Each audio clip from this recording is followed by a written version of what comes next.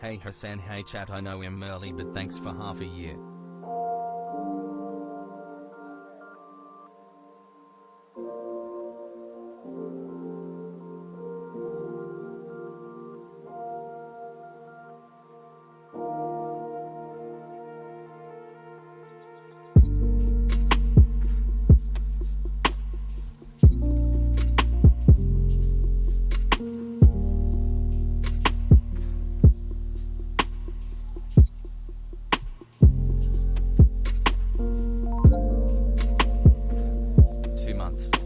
To resub on my birthday. Smile.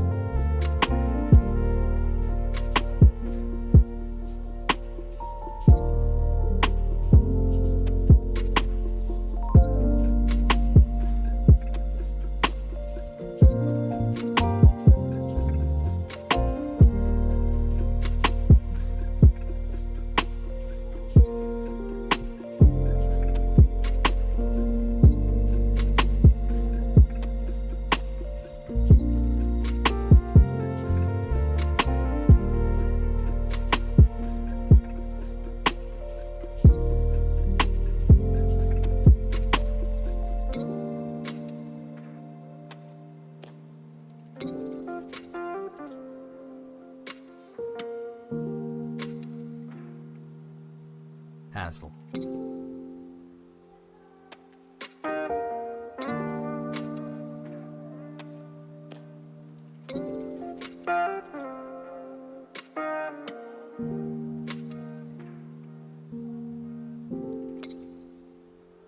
Has flex in chat if you have 6 inches or more.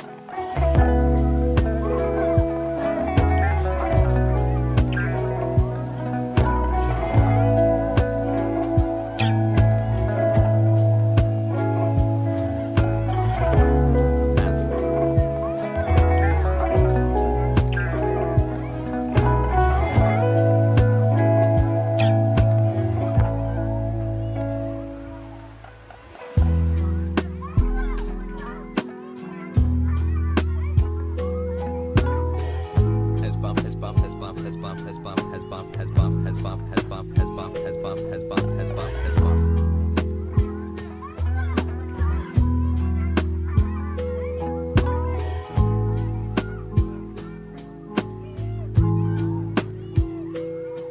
Months old.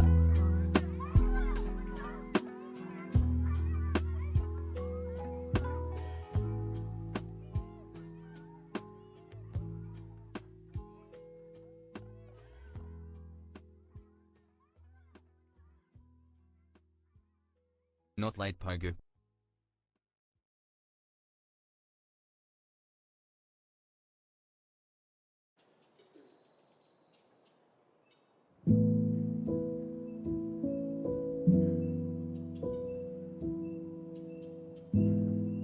Buster.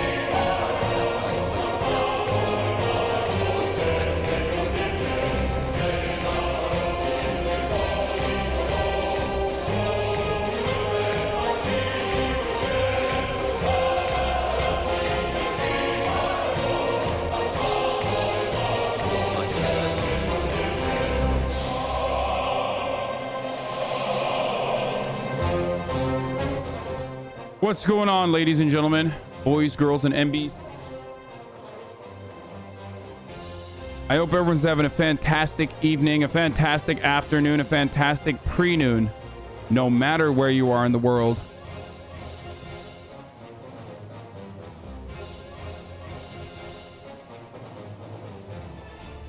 Wait. What the fuck? Hold up. WTF for you? Uh-oh. I just realized something. I don't know what's going on.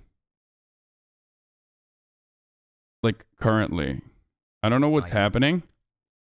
But I have no windows. What the fuck?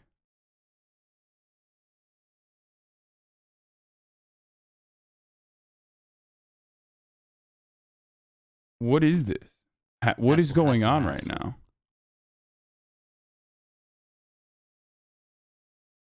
Why are there 800 viewers? I don't know anything, dude. I did not skip the USSR. No, it's not on any of my monitors. All of my monitors are currently... What the fuck? Yes.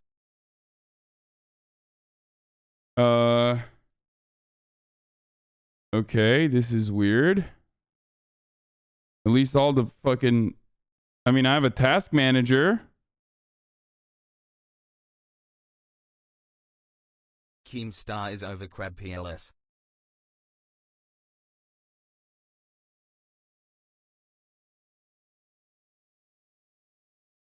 Windows key plus R. It's not working. The Windows key doesn't even bring up anything. Shoplifters of the world, unite and what the fuck am I gonna do? the world. Hand it over, Hassel. The Windows has been evenly distributed. Control R, type Explorer exit. Dude, what the fuck is going on, dude? Win R, type Explorer exit. I can't. There is no Win R. Wait, what? Control Alt Task Manager, file, run, new task.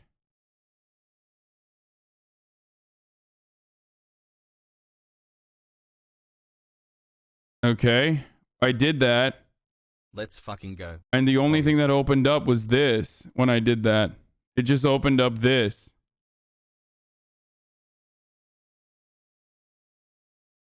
What is happening? Why? What is happening right now? Don't. Yeah, it's running, but I can't see it. What is going on, dude? Why?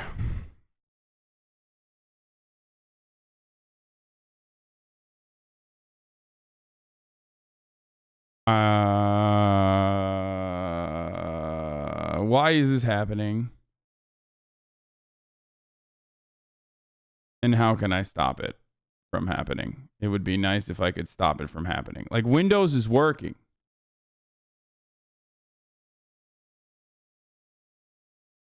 Daft pissing and farting, daft pissing and farting. If I restart Windows, I fucking lose the stream, right? Like, if I right-click Windows, I'm gonna need to end the stream and then restart it, I think. I did the new task. I did the Explorer. Where can I get my dividend of the house? Pogo.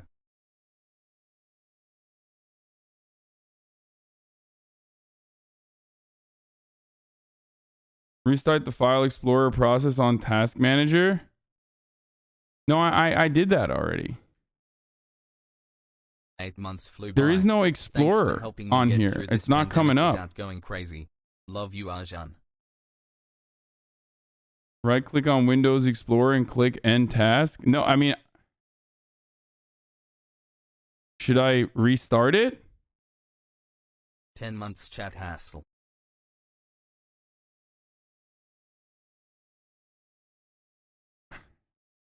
Is it rain meter?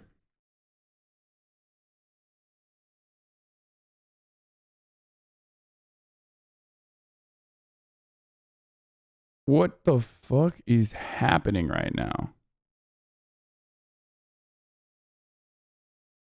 It was fine this entire morning, and then, like, right before I fucking... Didn't Linus say that if you skip the booting up, the intro Windows wouldn't work or something? 9 months no, straight, dude, I did not do that anyway. I didn't fucking boot. Like, I didn't...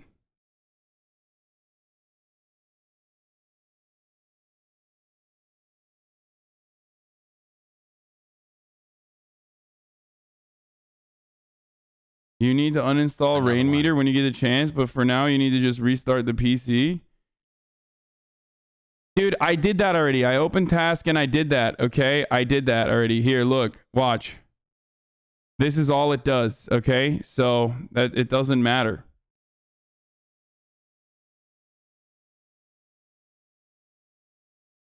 Windows is obviously working, otherwise you wouldn't be able to start the computer. Just click on the Windows key. It should pull up the taskbar and you can reconfigure it from there. No, the Windows key is not working. Like, I mean, or if it is, I'm not seeing it.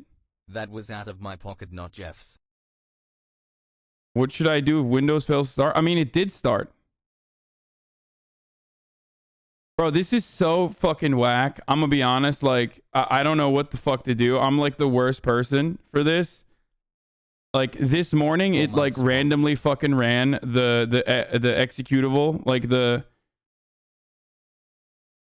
this morning, it literally randomly ran the fucking thing.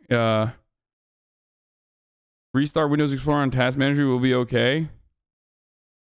This has literally never happened to me in my entire life.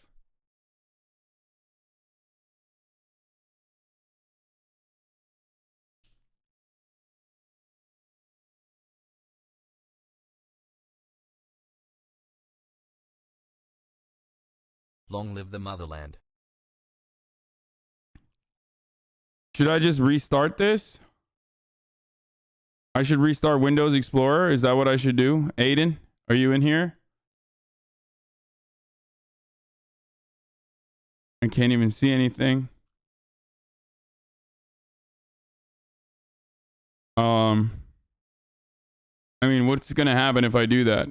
I feel like it's gonna force the just fucking DM Linus at this point. I mean, I DM'd the other dude who made it, Dub, but he didn't respond. No one in chat has any idea aside from them. Yeah, I can't, like, this fucking sucks, dude. It is 720p, isn't it? I changed it on my end. Is it not 720p by the way? Or is not 180p now? 60 FPS? Hey, Hasan. Yeah, on source, it can go all the way up to 1080p 60. No, I changed it. I changed that at least. I figured that out. He gave you his number. Did you try texting him? No, he didn't give me his number. He just gave me a Discord. I don't think I have his number.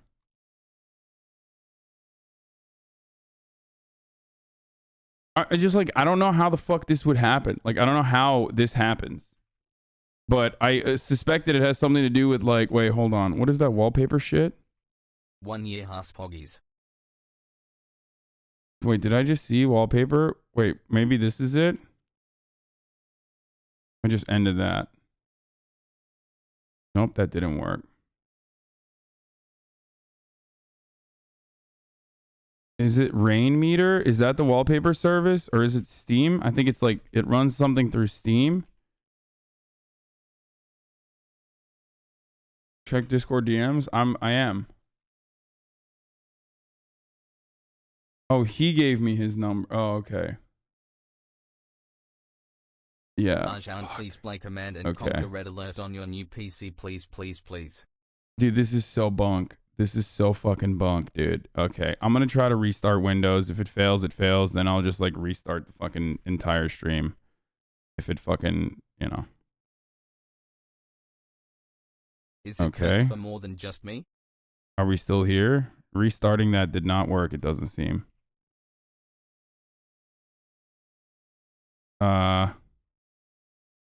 Clicking restart on that did not do shit. It just went away.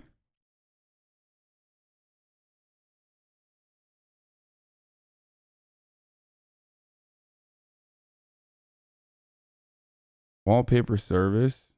Fuck that.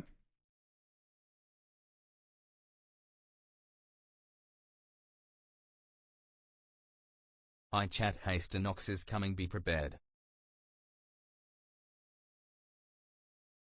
Desktop window manager, Google Chrome.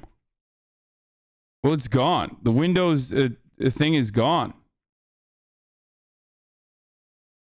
What the fuck? That's dude, this sucks brother. Dick, dude. What the fuck is going on? You can try this to restart your graphics drivers. Press Win, Control Shift B. My graphics drivers clearly work. The start button is missing. 10 months. Hassle. What? No, this is not it, dude. What the fuck? Try hiding. Control Escape. No, that's not what's going on here. That's not like...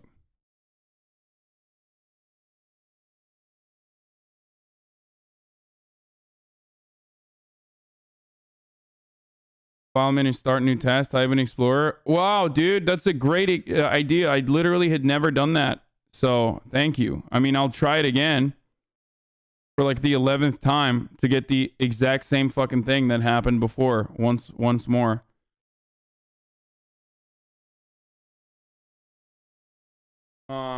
Chat is trying to give advice because, like, you install something that's messing this up. No, I'm not.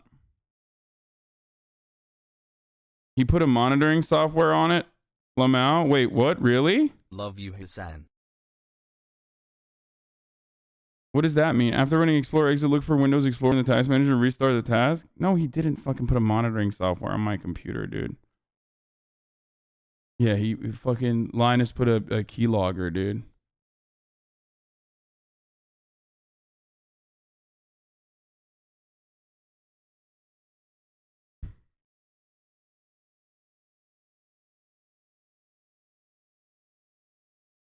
Windows startup application, Windows session manager, log on.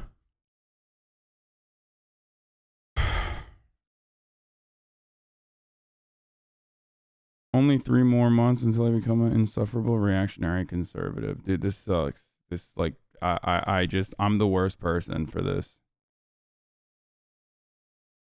I literally should have just fucking formatted this. I don't know why I didn't.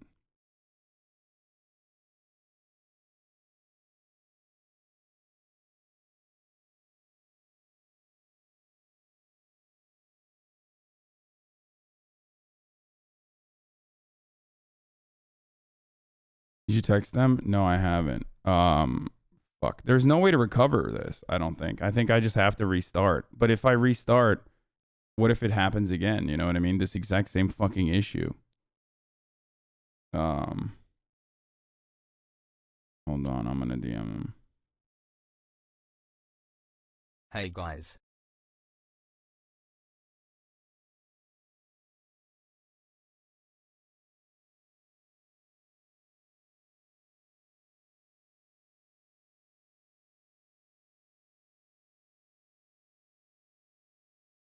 Hold on. Let's do another month, another prime sub for has rant. Okay,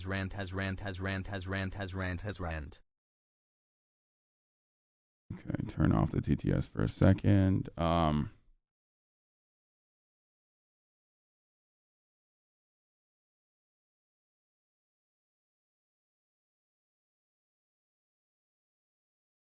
Great.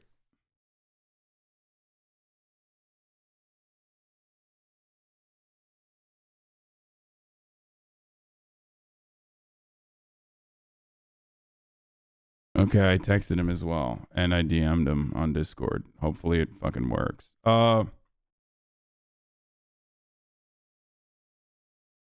Yeah, this is weird as fuck, dude. I don't know. I don't know what to do here. I think it's like, it's just fucking done. Like, I'm gonna have to restart this. And I think, like, the software that they put in, like, the executable is, like, totally cooking the Windows. This is, like, I don't know what the fuck. I know they are the only people that know how to fix this, Aiden. I know. I'm trying. I was trying to do a fucking hotfix over here live, but that's never gonna go well.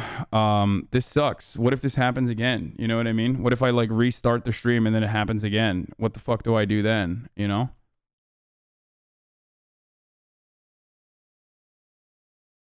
Like, I don't know what the fuck to do here. Okay, I'm just gonna, I mean, I can continue streaming like this, or I can just, like, restart the stream. And none of the startup, like, look at the startup programs. Like, they're not, I get, is it ShareX? Like, GoXLR app, USB audio, like, these are all the regular shit that's on startup. None of my startup programs are that executable. I don't know why. ShareX is an image uploader? I know, but, like, I thought disabling all the weird random shit in the startup would fix the problem. And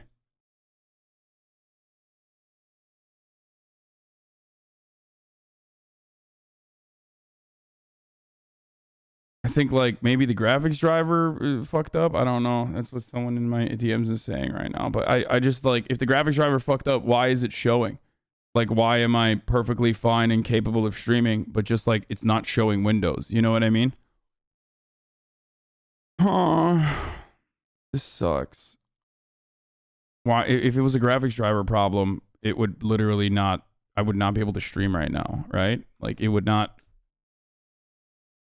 And to the people saying, like, okay, boomer, I mean, dude, this is a issue that literally all of you would experience. You're just not ever going to experience it in front of 15,000 people while you're fucking live and trying to boot up your stream.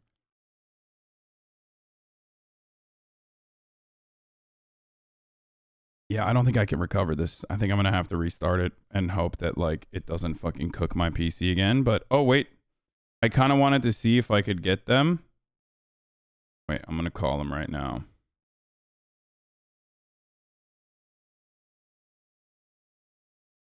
Oh, I can't FaceTime him.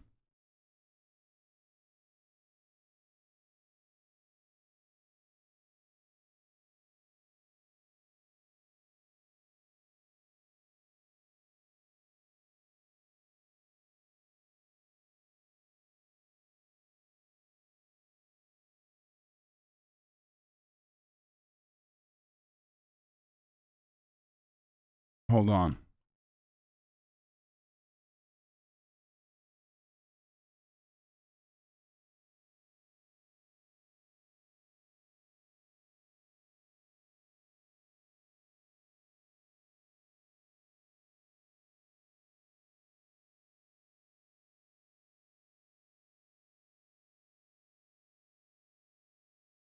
Oh shit. He's in a meeting. Fuck.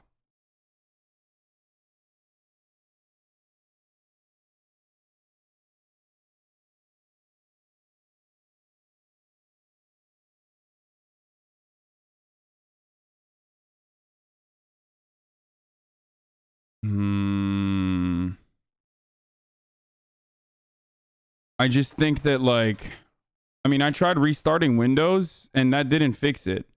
So if restarting Windows doesn't fucking fix something, I feel like it's over, right? It's a wrap at that point. So I have two options. Either I continue with this or I try to restart the PC and hope that, like, you know, fuck the stream up early on. You know?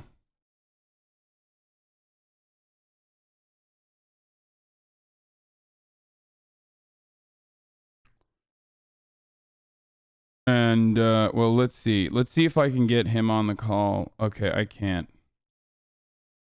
He's in a meeting. Not Linus, the other person, Dub, who made the PC as well, alongside Linus. I called him, or I DM'd him. I would honestly wait for LMG and start late, to be honest, because it sucks, but would mean you don't need to mauled about tech issues later. Yeah, I think, like, let's see. I'm gonna try some shit here.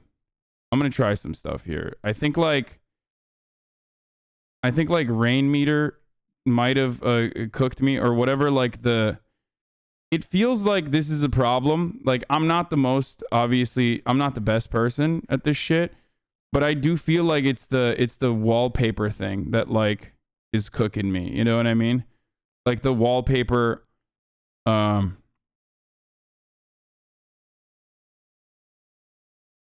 the wallpaper program that they run, because like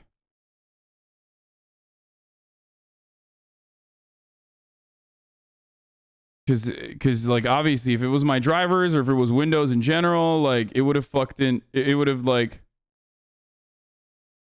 would have broken everything. This is like such a weird situation because Windows is like working. I would not change anything if it's in a state they know about. They know how to troubleshoot. Fucking around means they have to figure out what you changed, then help you. Yeah. So I think I'm just gonna go as is, like with the regular stream. Luckily I have like all of my programs here, so I don't have to like use anything else for the time being. If you only need to use Chrome, then I think you can manage to do it. The other option is ending, having them fix it off stream, and then starting late. No, I'm just gonna start. You can take it off emote mode. Let's just go. Hoping that, like, you know, other issues don't arise at you know, during this time. When Control Shift B will shut down your stream probably as it refreshes every driver and GUI. What?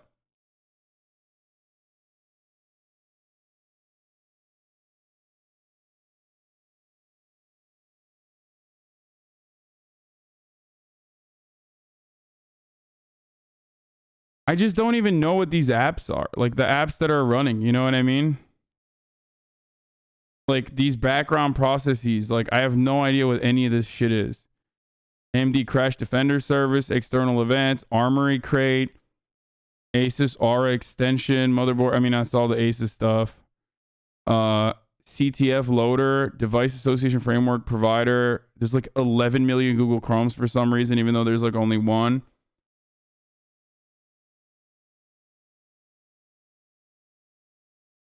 Please open the event viewer to see what failed. It will show you exactly what happened. What the fuck is the event viewer? How do I open the event viewer? You probably have some script running in task scheduler on startup that does this.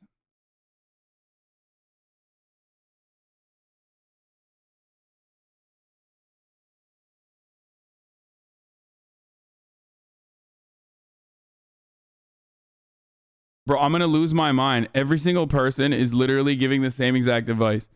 I promise there's like...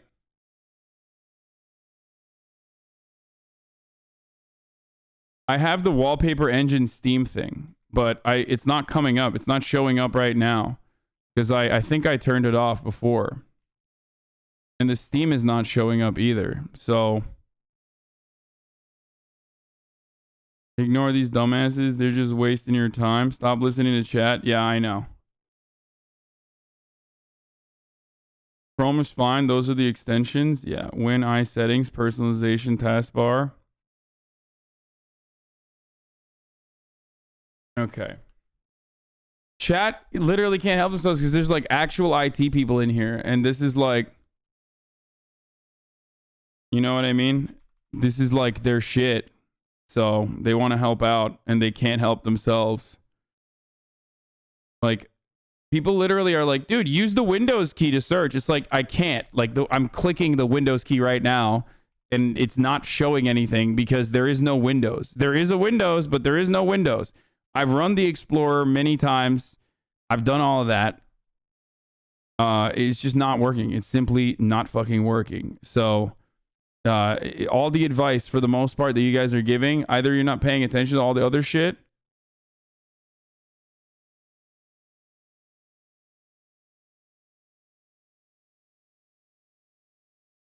Here, I'll just keep the I'll turn off. The best IT advice, leave to the fucking people who built it. Don't hire Google to fix a Microsoft Word bug. Lamau. Yeah, let's just get started, dude. Fuck it. I don't need all this anyway. Wait, what? Dude, this is like not. Oh, it's not like it's not automatically rescaling the programs. So, I don't know what that information means, but that's interesting. Okay, let's just get fucking started. I mean, this is what we're going to do today. All right, this is a good way to introduce and start up the show. This is a part of the broadcast where I tell you about my fucking personal news, usually, when I'm not in like when I'm not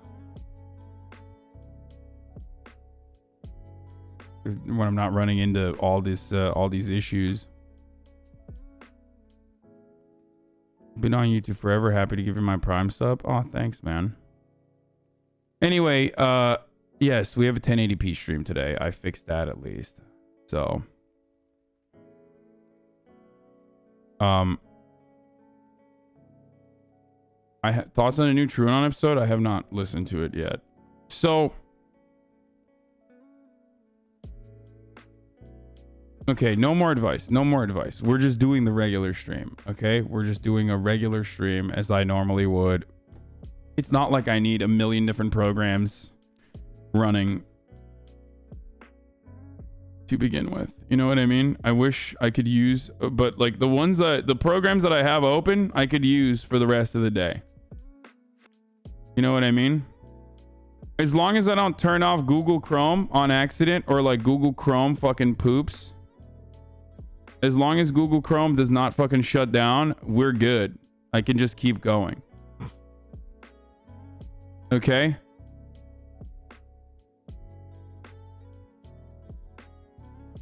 Find Explorer and Task Manager, then click Restart. I did that already, man. I literally did that. It's just not...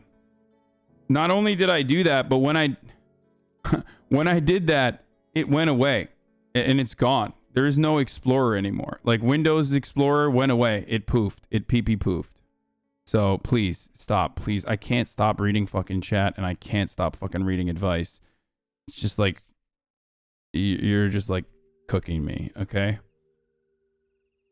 Can we expect some gaming today? No, because I can't even fucking run programs. So obviously there is no way for me to like do that. Okay.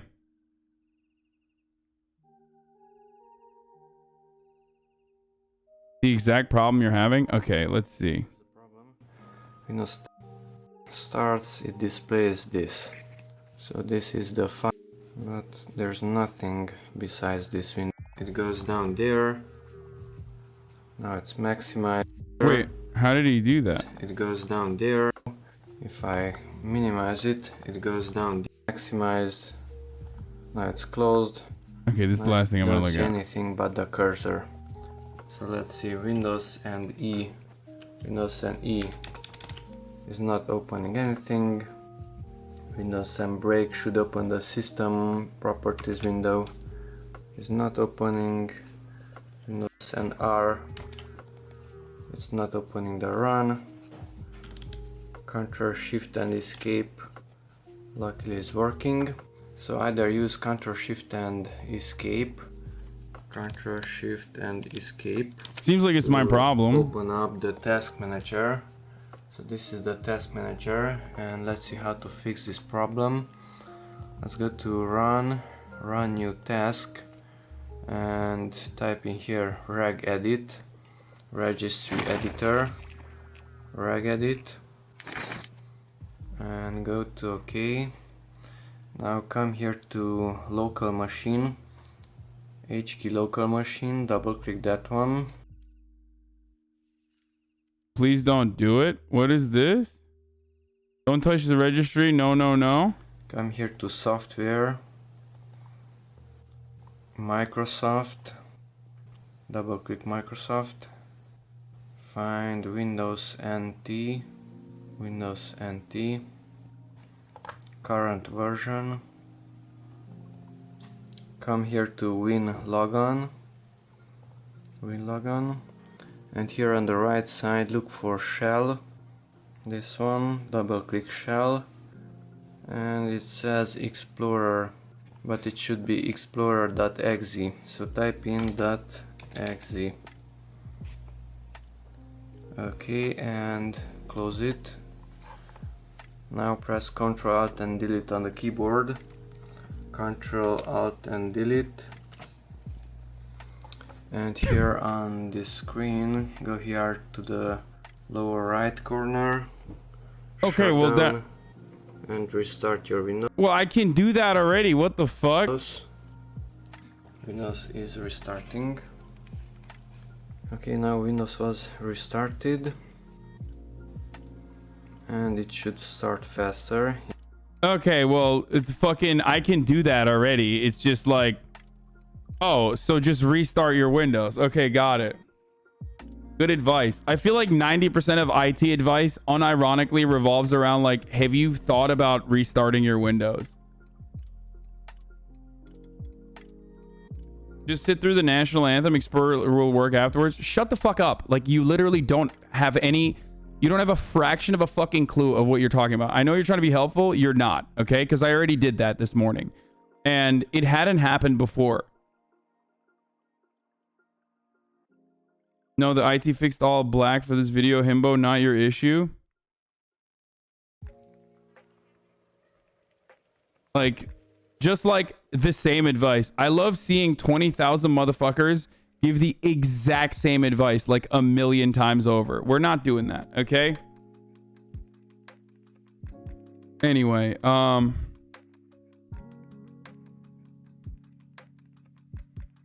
don't want to restart because I don't want to fucking lose the stream. I already started it.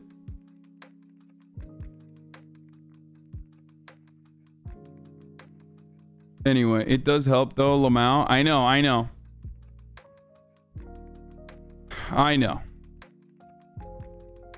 You don't have to edit it, but you should check if the regedit value is explorer exa. That video is legit.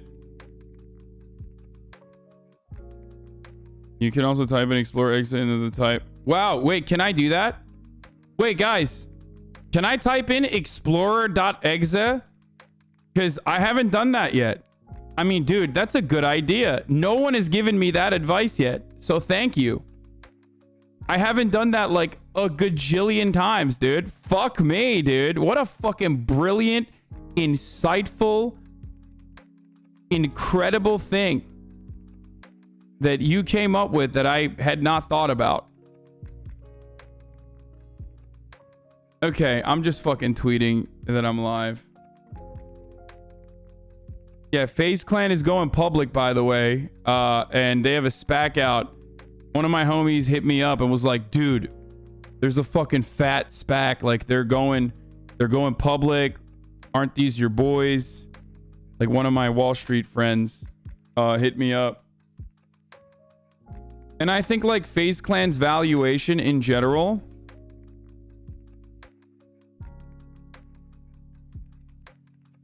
I think FaZe Clan's valuation in general and like the way that they can, you know, beef up their properties and how much like revenue they generate is yet another perfect example of how this shit works and how it's like how it's basically fraudulent. LTT memes got Haas Malding. Yeah, no, it fucking sucks. I mean, it's fine. It's like, it's whatever. It's not. It's like little memes, and it's my fault for the most part. Like, I should have just fucking. I honestly probably should have just formatted it before I started anyway. And my PC is. But I'm still streaming through it all. Get in now. We're talking.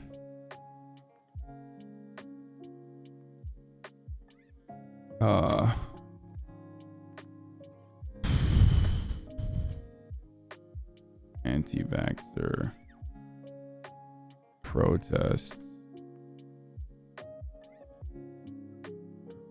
for Kyrie. I fucking forgot what I was going to talk about. New updates on the structure bill and more.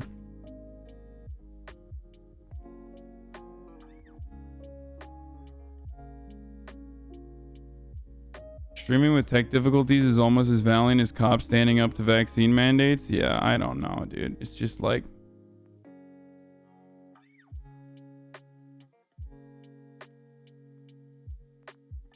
DeSantis paying unvaxxed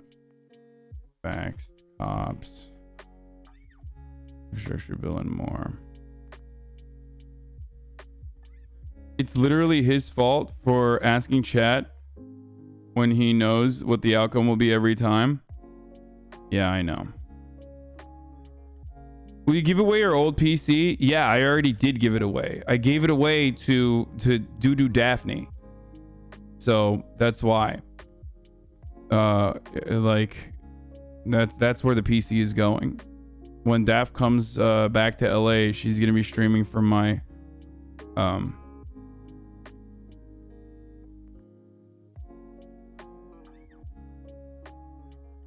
Brother, please stop giving me the same Explorer Exa advice. I've done it like 7 million. I've done it 7 million times, man. I don't know what else to fucking do here. Like, okay, when I do that, all it does is open up a fucking file. Okay, it opens up like file manager or whatever when I run it, and it's not even showing up on my fucking.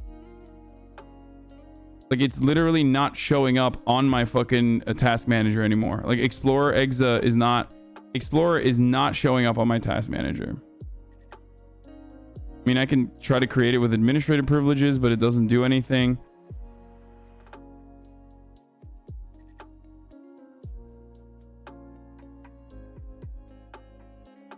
Anyway, the Macy's has a playlist. Let's just watch. Let's just go to it.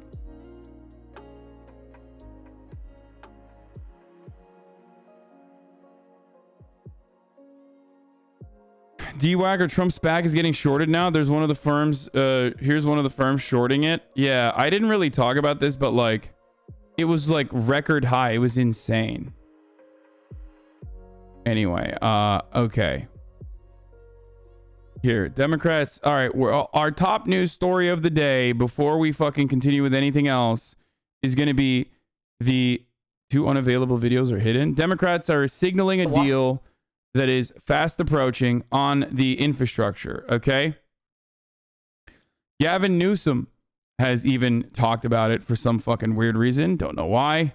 What the fuck does Gavin know about these sorts of processes, these sorts of deals? Obviously, we're going to talk about a bunch of different things, but, you know, this is the main This is the main thing. There's like some January 6th updates that are kind of interesting as well. You know, we might get into that in a little bit too.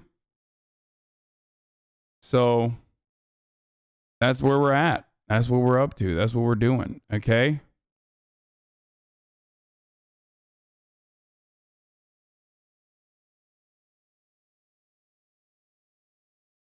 Hold on.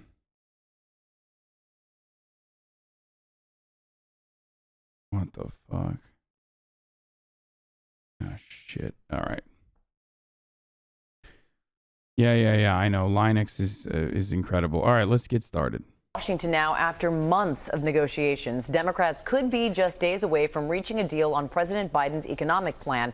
Our chief White House correspondent, Cecilia Vega, is at the White House with the latest on all of that. Good morning, Cecilia. Hey, Amy, good morning to you. Speaker Nancy Pelosi says they seem to be about 90% of the way there to reaching a deal. I got to tell you, they all seem to be closer to a deal on this than they've been so far in these negotiations. One source is telling us there could be a House vote on this bipartisan infrastructure plan. That's traditional infrastructure like roads and bridges you're seeing there as soon as Wednesday. So yesterday, the president hosted these two key senators to Delaware, his home there. Chuck Schumer, you see him, Joe Manchin. Manchin, of course, is one of these key moderate holdouts. The White House called the discussion productive. This would be a really big win for President Biden if they can pull this off. But there have been some major concessions in order to get moderates and progressives on board. Right there, you see them. The overall price tag slashed to $3.5 trillion, from $3.5 trillion to just under $2 trillion. Proposals like tuition-free community college scrapped. The amount of paid family leave. Why? The question I have here is why? Like, for example, paid family leave going from 12 weeks to 4 weeks. The question I have is, like, why would you do that? What is the reason for it? It's not government spending or anything like that. So what could be the fucking reason why paid family leave is dropped from 12 weeks to 4 weeks? Like, what is the reason? The reason is that this is a corporate oligopoly. A corporate oligarchy, sorry, and that these negotiations do not revolve around what's best for the American public, but instead revolve around what's best for the American corporations, most of which aren't even like fully American corporations and just simply claim to be American corporations, yet park all of their assets in countries that are considered legal tax havens like Ireland or even offshore tax havens. So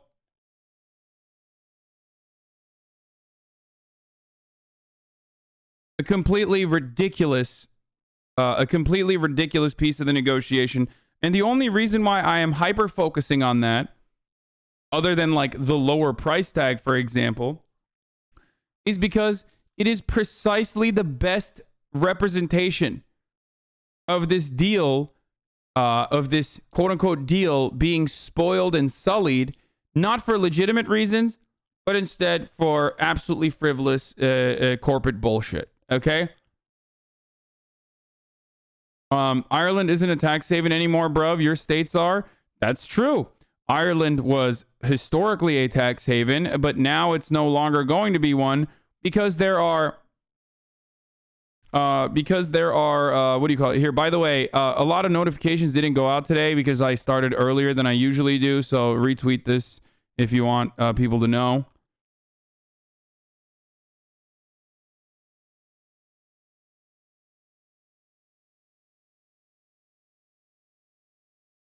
Anyway, how does it go from 6 trillion to 2 trillion and progressives can't do anything about it with 90 plus representatives? Yeah, no picture today. I'm sorry. I don't have any way of like literally fucking downloading a photo, and then I didn't want to go through the process. Apple owed 13 billion euro in tax to Ireland, and Ireland said, keep it. We don't want it. So what the fuck? Does going live sooner affect the TTV notifications? Well, everyone on Twitch follows a million different accounts. So if you have a consistent schedule where you log in every day at the same fucking time, then, you know, most people are getting the notifications. But if you change it, it depends on how many people you follow and like how many people on your follow list are going live in a different hour or anything like that.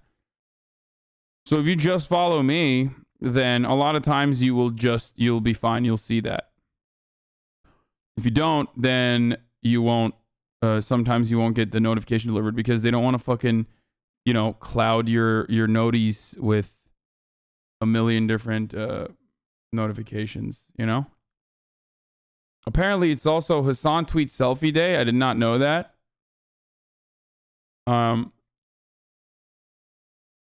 But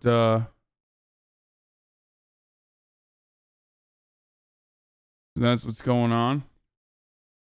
I still am unsure as to like what sparks the selfie day. I don't know what like the reason is usually, but it's nice to see. There we go. So, motherfucker serving looks on Hostwit. Yeah, that's true. See, I said it right. Okay, something I find insane about the U.S. economy is that big business hires illegal immigrants to keep wages low, and then big business donate to conservatives that hate rhetoric against illegal immigrants to win elections. Well, the reason for why you do that is the anti-immigrant rhetoric serves the corporations that continue to hire undocumented immigrants at low wages. They don't want documented immigrants to they don't want undocumented immigrants to become documented part of the documented labor force, and that's precisely why we have immigration law that makes it impossible. Okay? That's literally the point. Historically speaking, that is exactly how immigration law has worked side by side with corporate interests in this country.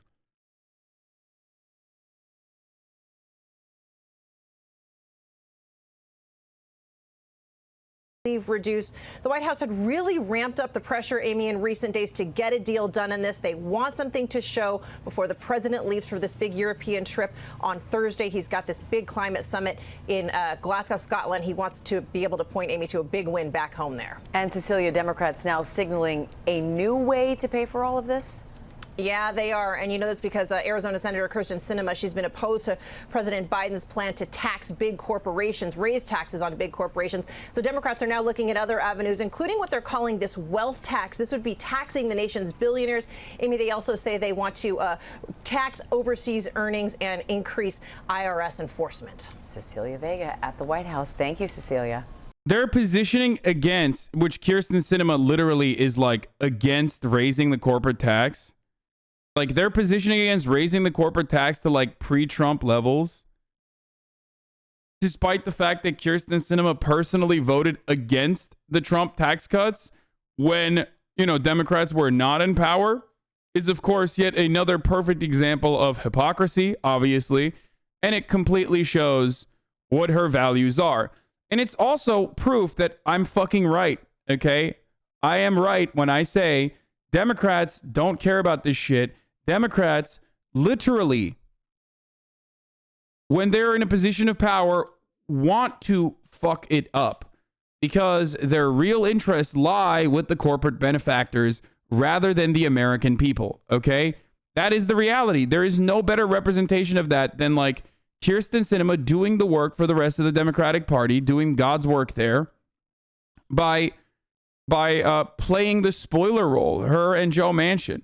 Because a lot of these Democrats literally do not want this. Like, there are plenty of Democrats who straight up are like, yeah, well, my constituents would be hurt by this. Okay? My constituents, like my real constituents, I mean. My actual constituents I give a fuck about. The wealthy corporations, those people, right? So that is that's basically what's going on here. It's basically Kyrsten Sinema's role that she is here. Low-key conspiracy theory, to be honest. Really? That's a conspiracy theory to you?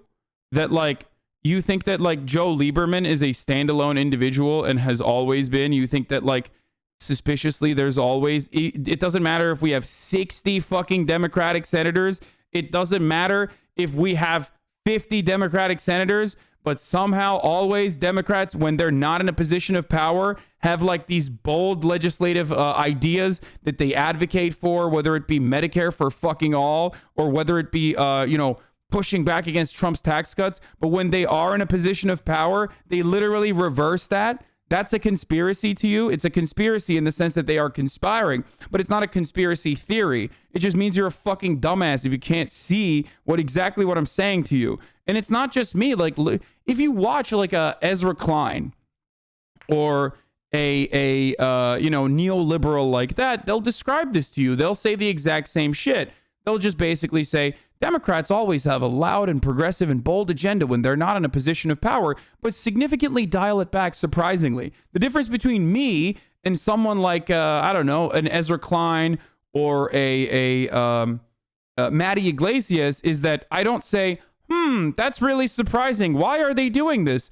I simply cannot comprehend why they would cuck their own agenda like this. I'm basically just saying that they are cucking their own agenda on purpose. That is the job. Their job is to cuck their own agenda because their own agenda is not with the American public. Their real agenda is getting reelected and maintaining the same grip of power that corporations of the wealthy have had in this country, but just from the Democratic side. That's precisely what the fuck this is. Okay?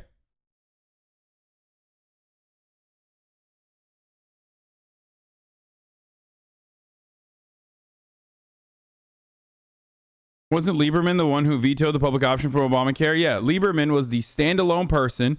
There's always like one or two guys in the Democratic Party. It doesn't matter how many fucking votes we have, okay, within the Democratic Party. There's always like some guy that suspiciously is able to tank it individually. You know what I mean? It's always like one vote short. Oops.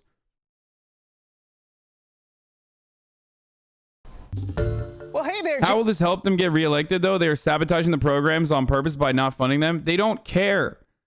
It doesn't matter. It literally does not matter. Like, individually, some of the Democrats who are fearful about their position, that are not, like, protected, they care, okay? But that's it. Their reelection chances do not revolve around, like, actively doing legislation that helps their constituencies. I mean, think about it. Republicans do this too, by the way. That's not all that different. What, like Donald Trump ran on a boatload of different items, okay? Some of which were absolutely ridiculous. For example, jailing Hillary Clinton. If I'm president, I will jail Hillary Clinton. That's what Donald Trump said. Is Hillary Clinton in jail? No, she's not in fucking jail. Why is she not in jail? Because he was never going to do that. Also, how the fuck would he do that? That's a different story. Right? Like, I'm going to build a wall and make Mexico pay for it. That didn't fucking happen, right? What did happen, however, the signature legislative accomplishment of the Trump administration was tax cuts for the corporations and tax cuts for the wealthy. Tax cuts that the middle class got, the minimal tax cuts the middle class got that made them feel like they actually had accomplished something, that Republicans were actually doing something good here, and this like overnight legislation that was like this fucking thick that not a single goddamn person was physically capable of reading, that had provisions in it where the tax cuts for under $250,000 a year, for individuals making under $250,000 a year, would increase by the time Trump was out of office. That's happening already. So if you're in the middle class, if you make less than $250,000 a year, you're already no longer seeing those tax cuts. Those tax cuts are going to slowly go back up for you, okay, and go back to the previous levels. Whereas the tax cuts that were permanent was the corporate tax rate, lowering the corporate tax rate. The tax cuts that were permanent were the top marginal tax cuts. Does that not strike you as surprising? Do you not recognize that, like, that's kind of weird that, you are never getting those tax cuts? Like, you're never actually going to see permanent tax cuts in the middle class, and that only the top 1% of wealth are actually getting permanent tax cuts? Isn't that weird? Yeah, it sunsets in 2024. Sorry. It slowly trickles upward back to prior levels. Okay? And I mentioned this a million fucking times. Yeah, middle class tax cuts were set to expire. Of course. Yes.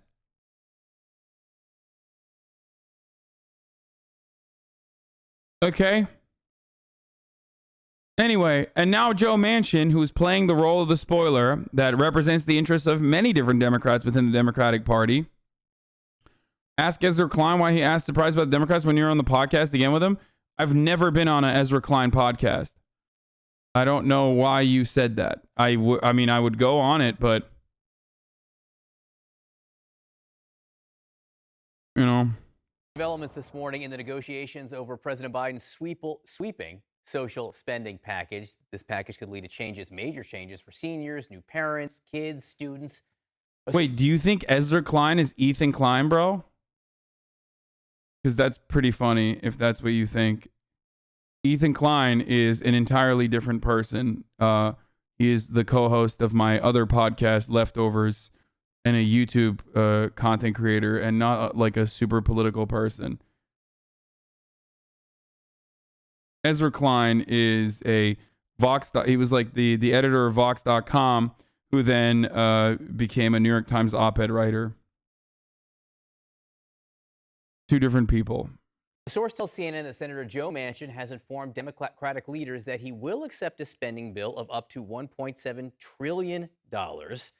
And Democratic leaders want to get votes on this started by midweek. This news comes after Biden hosted Manchin and Senate Majority Leader Chuck Schumer at his home in Delaware yesterday. That's the first time he's done anything like that with members of Congress. Joining us now, CNN political commentators Jess McIntosh and Errol Lewis. Errol, I was just looking at Politico. They call this the 9 biggest days of Biden's presidency at this point. Not an exaggeration in this case. This is the whole agenda. This is the whole ball of wax. Among other things, it will enable him perhaps to go to the G20 and to the climate summit with a win in hand. But the bigger picture is whether or not the Democrats have made good on their promises. This is going to be the question in the midterm elections. This is going to be the question in the re-elect for. They're keeping in the universal pre-K, the child tax credit, but only a 1-year extension. No permanent child tax credits. Just a 1-year extension on an incredibly popular provision. Okay? Just remember that. The child tax credit has a 70% approval rating. Okay? 40% of Republicans like the child tax credit. Like more than 40% of Republicans, actually.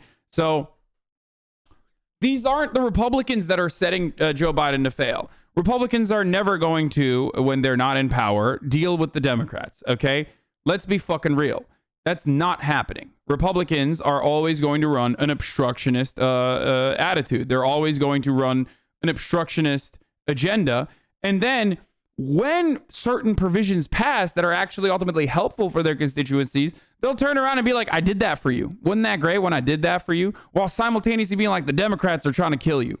Okay? Democrats, on the other hand, are always open to concessions. They're always open to conceding. They're always open to working with the Republicans. Always. They love that shit. Okay? They're fucking giant fans of that. I wonder why. This is a couple Democrats cucking the entirety, like 1 or 2 Democrats successfully destroying this infrastructure bill. Okay? Successfully destroying this infrastructure bill that had pretty solid provisions like tuition-free community college, which is now cut out, and climate change, carbon reduction, Medicare expansion, which is being deliberated on, like Medicare expansion. The initial number of this bill was supposed to be $6 trillion over the course of the next 10 years. Okay, they immediately came out of the gates with a $3.5 trillion concession, and now it's been whittled down to $1.9 trillion. Here is Joe Manchin saying Bernie Sanders' Medicare expansion on dental, hearing, vision is non-negotiable and must be included in the final bill. Manchin is reiterating that he's still opposed. The position he's made clear. Right now, it's fiscally irresponsible, I don't think. Like, what are the chances of a deal this week? As far as conceptually, I mean, it's fiscally irresponsible. I can pay for my dental and vision. I mean, after all, I'm making like $1 million a year from my coal mining operation, despite the fact that I'm leading the energy leading all energy initiatives in the Senate. It's not a big deal. Like, I mean, that's crazy. I mean, I basically have a vested interest in making sure that my son's company is doing all right. But hey, that's precisely why I can pay for it. Hey, if you want to be able to pay for your dental, if you want to be able to pay for your vision when you're my age, All you need to do is become a senator, keep running over and over again. Okay, you understand me? That's how you do it. Appalachians, that's how you do it, West Virginians. Just like you avoid the ads at the top of the hour when there's a 60-second ad break by subscribing. That's right. There are ways to do this, folks. At the top of the hour, there's always a 60-second ad break. And there's a way to avoid those ads if you subscribe. You can do that for $5, or you can do that for free with a Twitch Prime. That's right. Twitch Prime is free as long as you have an Amazon Prime account. Here's the 1-minute ad break now. First of the day. We should. I really believe it'll, and just have a lot of good. Why does Joe Manchin play such a crucial role with the Democrats? I'm a dummy.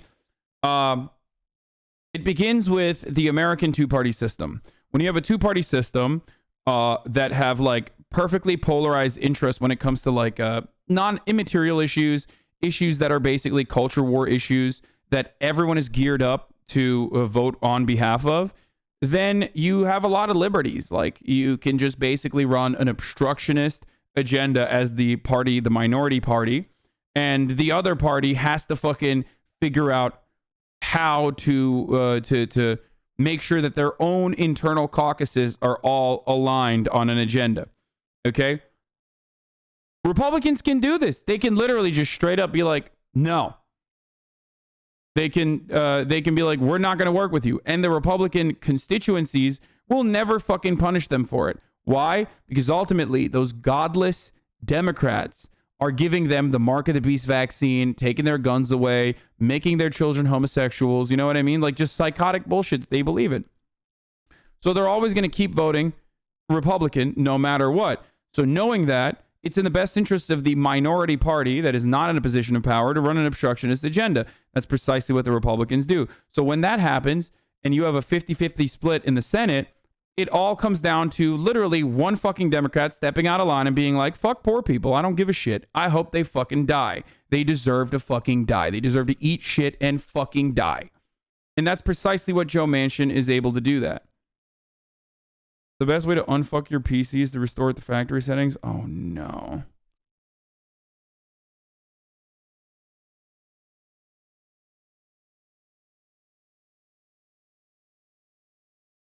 Oh, no, dude.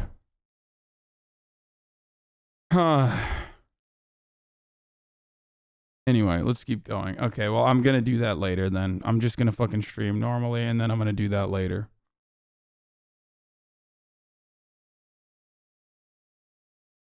Okay, that's what the person who made my PC said. So it's a little different.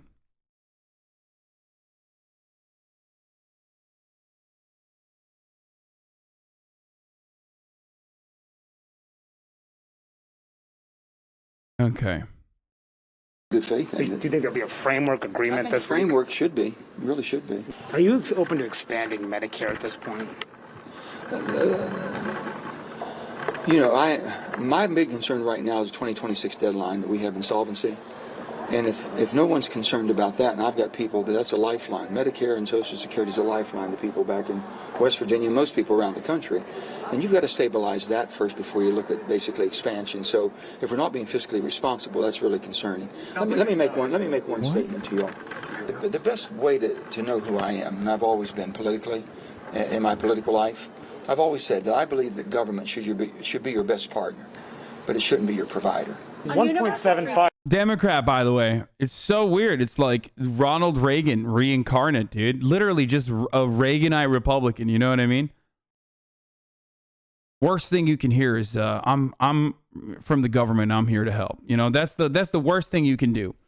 If you're living in my district, if you're living in my state of West Virginia, okay, and you have a hard time fixing your fucking teeth up, okay, because you're dirt poor and you're on fucking Medicare, okay, well, get fucked.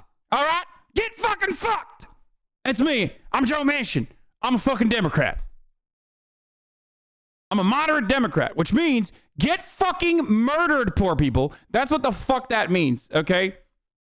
God damn it, dude. Aren't today's Dems basically Republicans 30, 40 years ago? It's like, dude. he doesn't give a shit. Like, this is his role. Same with fucking Cinema. He's more agreeable than Cinema. I don't even know what the fuck Cinema's doing.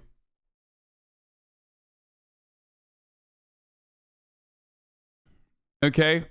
Yeah, I did watch Curb last night. I don't want to talk about that right too now. much though. for top lines. 1.75 too much. I'm still 1.5, guys. Now, the Medicare expansion is a critical component here because Bernie Sanders on the left has said that it is a red line for him. And he's Bro, if the Progressive Caucus says, fuck this,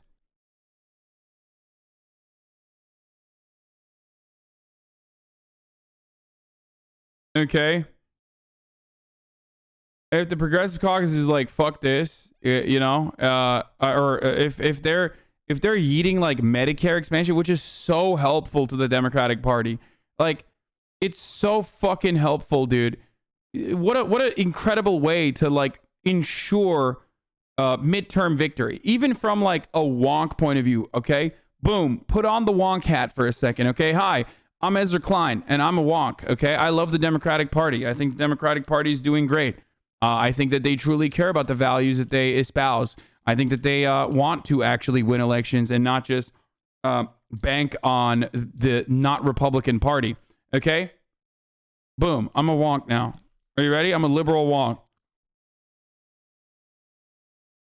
These provisions, this legislative agenda is incredibly helpful. It is profoundly popular, and it literally helps the core constituencies.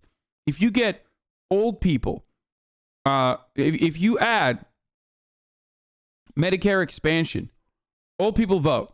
If you add Medicare expansion into the package, and old people can get their fucking teeth fixed, can go to the dentist under Medicare, can get their vision shit sorted out,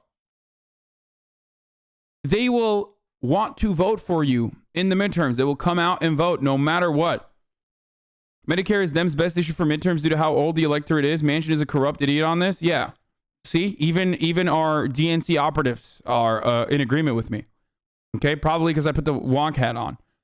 So, Joe Manchin and Kyrsten Sinema standing in opposition to key provisions like this that are incredibly helpful for the Democratic Party are doing nothing but just playing the spoiler. They are anti-Democrats. They are worse than Republicans in that with that respect. Because you expected Republicans to actually tank a bill. You expect them to not vote on this bill. They don't care. No one cares about like the actual betterment of the living conditions of their constituents. Let's be fucking real. Not a single fucking politician ultimately cares. Okay, there are like a couple. There's like 4 or 5 max. So even from a Democrats' chances of like winning the midterms, if they care about like winning elections, it is completely psychotic to even have Manchin go on camera and be like, yeah, that's right. Medicare expansion, not a good issue. The worst part about this, of course, is that the longer this legislative process takes, the more people sour on it. The more people can like talk about it back and forth. Everybody hates gridlock. Everybody hates fucking incompetence in the Senate and in Congress in general. So this is just reinforcing the idea that the party in power is incompetent, failing to do what is right, failing to do what is right by the people, and just failing to legislate in general, the one thing that they're supposed to fucking do. So this happened exactly with Obamacare as well, in the nearly identical capacity. Okay, I mean, obviously there was some like unfortunate circumstances, a death in the party, that sort of thing really changes the outcome dramatically. It changes the calculation dramatically. But even when Democrats are using their last resort budget reconciliation bill, which is supposed to give you like a majority vote, he's saying he's protecting Medicare by keeping the government solvent. It's bullshit. That's fucking bullshit. Also, if he wanted to keep the government solvent, he wouldn't be trying to fucking tank corporate tax rates, a tax hike for corporations. He wouldn't be trying to tank the fucking pharma negotiation for Medicare. That's bullshit. That's complete fucking bullshit. And if insolvency was truly a concern for people like Joe Manchin and Kyrsten Sinema, they wouldn't also be simultaneously advocating against like a massive provision that's going to cut off, it's going to shave like $1 trillion fucking dollars, which is allowing Medicare to negotiate pharmaceutical prices. This is one of the only countries on the fucking planet that does not do that, okay? Where it was literally illegal until recently. VA is the only like pharmaceutical purchasing entity in the United States of America that now has pharmaceutical bargaining powers. That never happened. There's a reason why we pay 10x the fucking price for insulin in comparison to our northern borders, northern neighbors in Canada. It's insane. It is so monstrous. It's so disastrous. It's so fucking inhumane and cruel. And it blows my goddamn mind that, like, this is just how it is.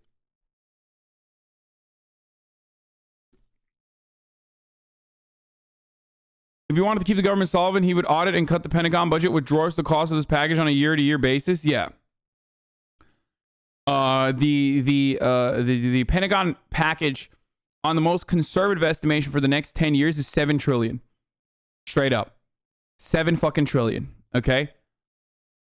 We can't even get half of that. We're now negotiating at 1.9 trillion for the next 10 years. And these are provisions that are incredibly popular. These are provisions that actually help the American people. Should include dental, vision, and hearing. And Joe Manchin right there makes clear that he is not supportive of going that route. So how does that ultimately get resolved? So here's some key questions here. Even though there's optimism, there's a deal, still some key issues to resolve. All indications are they want to wrap it up before the president's... When people say they want to fucking, they're worried about inflation, but don't talk about, like, I don't know, cooling the economy a little bit by, like, raising taxes and whatnot, or... When people talk about fucking insolvency and don't talk about raising tax on the wealthy or corporations, don't talk about the pay-for measures or stand against the pay-for measures like Medicare pharmaceutical price negotiations, recognize that it's not about inflation, recognize it's not about the budget. It's completely about just standing in opposition and blowing up the bill, okay? He's strapping on like a comical TNT vest and just blowing it up. Okay, that's all he's doing. That's his fucking job here. Key trip on Thursday, Caitlin. Yeah, I mean, here, I've shown this before. Yeah, I've shown this image before. There it is. 7.5 trillion over the next 10 years, whereas this is what the budget looks like. What a math problem. What a fucking math problem for the Democrats this is. Next 10 years.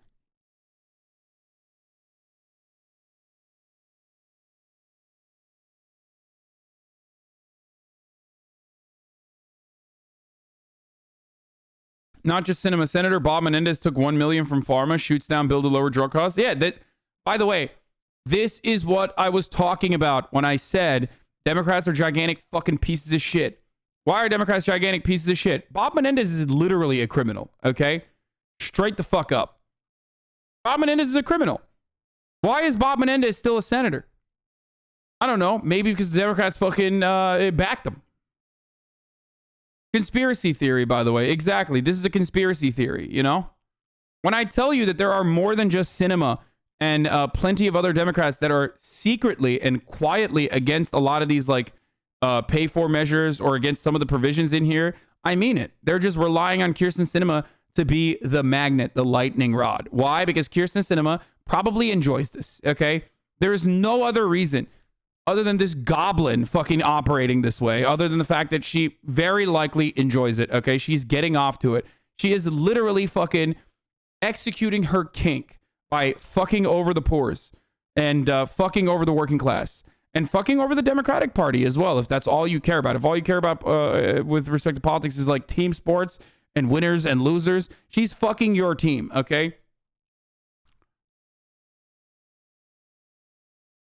Just to get fucking, just to pleasure herself.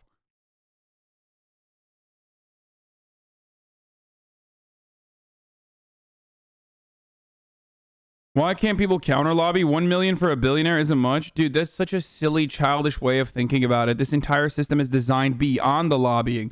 The lobbying is simply just an exercise that is tacked on to the capitalist corporate-backed structure of the bourgeois, capitalist, Western democracies, okay? It's just one other way to enforce their interests, okay? To reinforce their interests. But this entire fucking system is designed in a way where like lobbying or lack thereof is not going to magically change the outcomes, okay?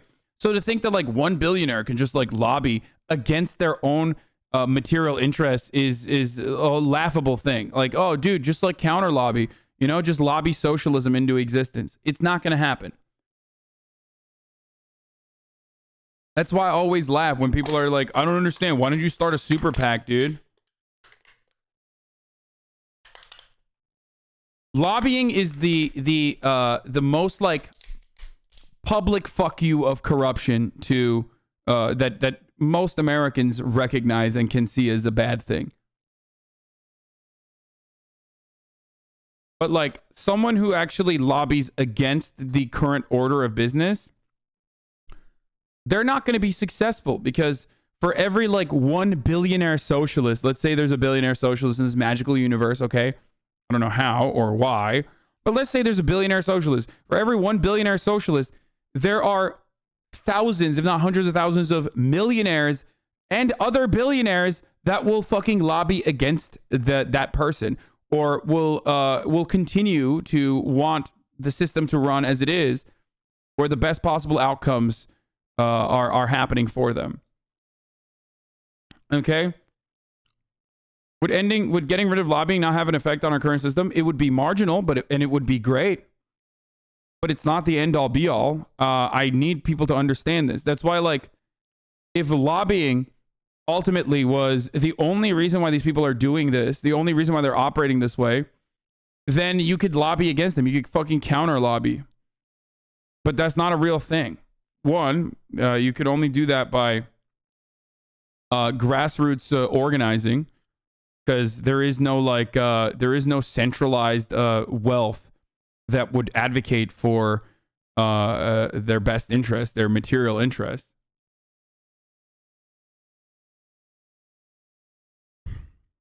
But yeah, lobbying is yet another manifestation of the corrupt system. It's not like it's a horrible excess, okay? It's one that you can recognize as like indecent and fucked up, but ultimately it's not the end all be all.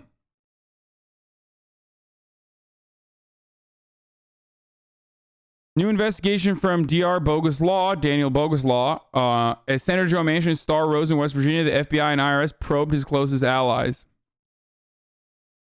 Among other revelations, Manchin has governor directed his chief of staff to help push up electricity rates to bail out the company buying coal from him. Nice, dude. I mean, of course. What do you expect? That's just the cost of doing business, baby. That's how you do it.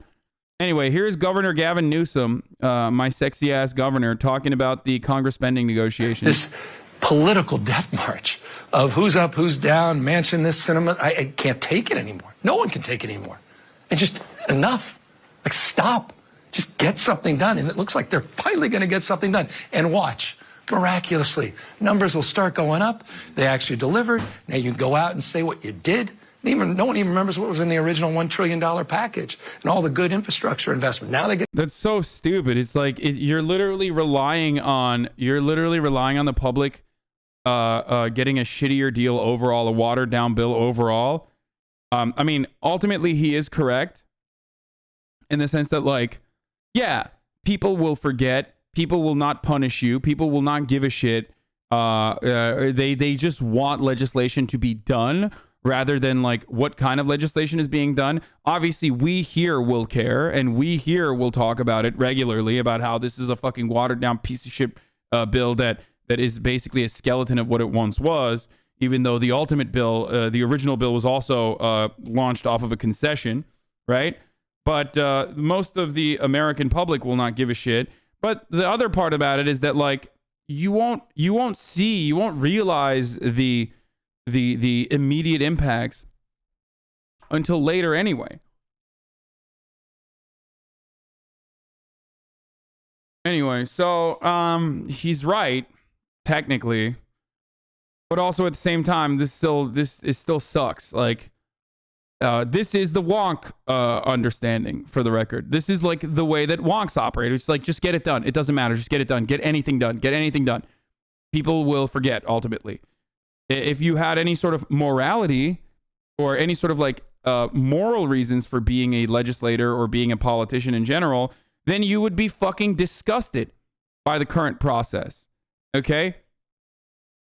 So from a wonk point of view, he's correct. If your only interest is like catching a fucking dub, if you're only looking at this, if you're only looking at politics from a team sports perspective and it's like Democrats winning, Republicans losing, then yes, Democrats getting anything done right now as quickly as fucking possible is the best thing that they can do. Ultimately, though, a watered down bill is going to hurt or is not going to help the American citizens that desperately need help. Get to talk about that again, not just this $3.5 trillion reconciliation that's over 10 years. People don't even know it's 10 years, don't even know what a trillion is, don't know what reconciliation is. They just know no one's getting any damn thing done. This.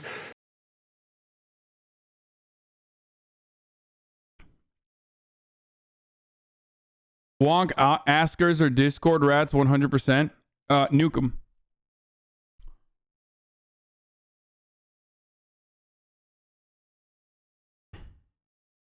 Because of you? No, Gavin Newsom has no part of this process. He's a fucking governor. For Joe Biden, this is the whole thing. Right, I gotta there pee. are some legislators, John, who have spent their entire lives waiting for this moment. And to a certain extent, Joe Biden is one of those people.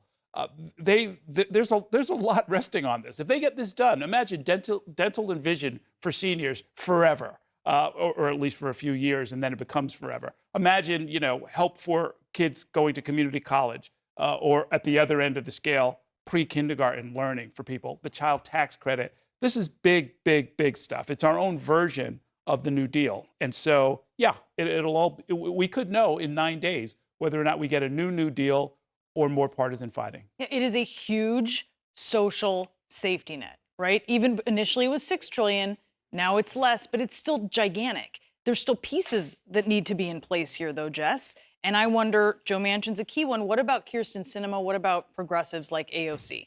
Yeah, I mean, I think at this point, I want to see how much leverage does the Progressive Caucus still maintain. They were significantly stronger than we have ever seen them before in the negotiations that led us to this place. I think we're looking at, do we address as many crises as we can for a shorter period of time, or do we whole cloth jettison jobs or education or childcare or care economy programs that we need? I think this is a wildly popular agenda. The pieces that we are talking about are wildly popular, even in a bipartisan manner across the country. Nobody should be afraid to run on this agenda. So I'm hopeful. I'm going to look for the attitude, that kind of attitude, and hope that we do more in a moment when we need to be doing more. Are there reasons other than money and politics that make Northern European outcomes much more humane than American ones? What do you mean humane? As in like social democracies in Northern Europe are more successful at like implementing certain policies like social democratic spending, like a welfare state, like a robust welfare state over the dystopian late stage capitalist shithole that America is for the working class. Yeah, it's called labor power, labor militancy, having a lot of organizational tools to be able to combat some of capital's influence. Even in those social democracies, there is a constant back and forth. There's a constant fucking struggle. Like, those places have austerity too. You know what I mean? Those places get hit with austerity measures as well.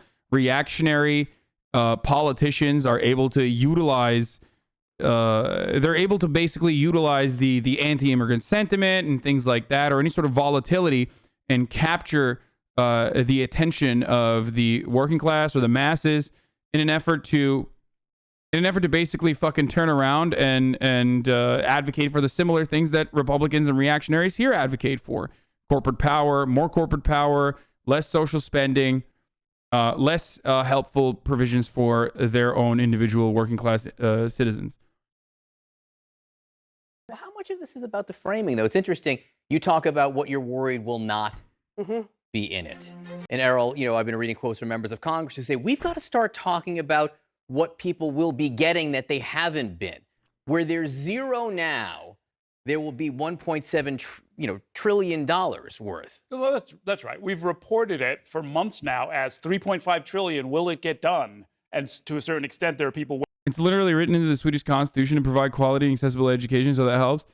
No, that doesn't mean shit, dude. What the fuck are you talking about? There are plenty of things written into the American Constitution that, like, you will never be able to enforce. If there's no enforcement mechanism, okay, if there's no enforcement mechanism in the form of, like, labor power and in the form of, like, actual political parties that recognize their constituencies and, like, can actually, in a multi-party system, be able to advocate for the needs of their constituencies, it literally does not fucking matter. The Constitution is just a piece of paper you wipe your fucking ass on, okay? It just doesn't mean shit, okay? None of these constitutions are like legit. It's just the key difference between European countries, European social democracies, and the United States is that the United States was successfully able to implement neoliberal measures, whereas some of the only countries in Europe were able to also implement some of those neoliberal measures was like the UK, for example, with Thatcher. And you see that constant struggle, even though there are untouchable parts of the welfare state that are broadly popular and people love it, even though there are still austerity problems with some of those popular parts of the healthcare structure.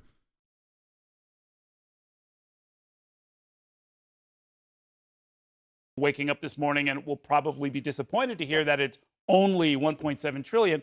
We've gotten, I think, a little spoiled in this pandemic era about a trillion here and a trillion there. The reality is that if you're moving toward cutting child poverty in half, that is a monumental achievement that people have dreamt of for generations. And to go further down that road. Like, that's so crazy. That's basically what we're doing. Like, we are literally, like, we have an opportunity to cut child poverty, which we did. Okay. And Republicans and some Democrats are like, yeah, no, that's not great, actually. It's just not good. It's just not good to do so. Whether it's childcare or other kind of enhancements, that's a big, big deal. Even if it's means tested. Okay, fine. Let's keep moving forward. Big things can happen. And that underlying proposition, if it's not framed properly, could turn a victory into a defeat in the eyes of voters. Haven't we done enough, Law? Wait, are you serious? You can't be serious, right? You don't actually think we've done enough, right? And that in itself would be tragic. I want to agree, really. This is also manufacturing consent, by the way.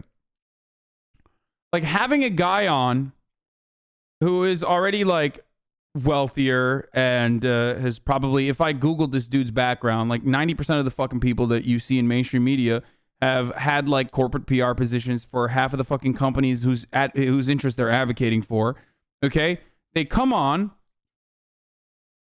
and even on the supposed, like, liberal side, the side that's supposed to be on the side of the working class, they fucking still turn around. I mean, what's this dude's name? We'll look him up. But even the side that's supposed to be fighting for the working class interest, there's a guy who's functionally telling you, like, you should settle for less.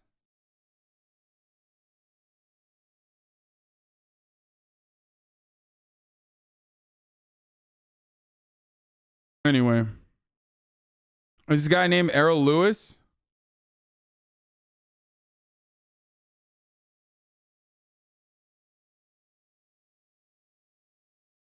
New York City journalist, television host, early life, politics. He ran for the Democratic primary. Lois lost to Pinkett with 27.82, but then ran against Pinkett general election on the Green Party line, Davis on the Conservative Party and Liberal Party lines. He was on the New York Sun, Daily News, Our Time Press. Lewis joined. He's the director of urban reporting at City University, New York's Graduate School of Journalism.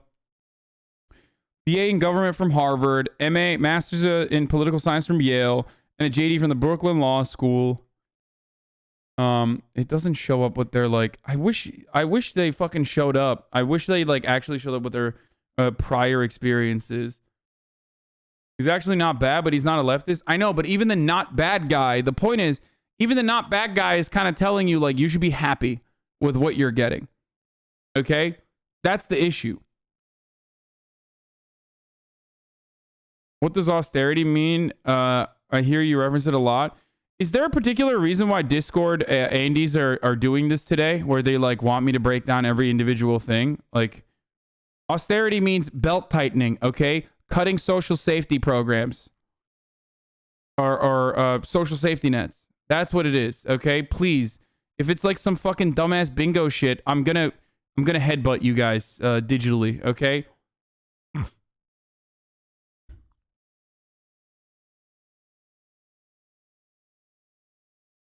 He works at NY News. Yeah, I mean, he's done like contribution and columnist shit. I wonder what his wife does. Anyway.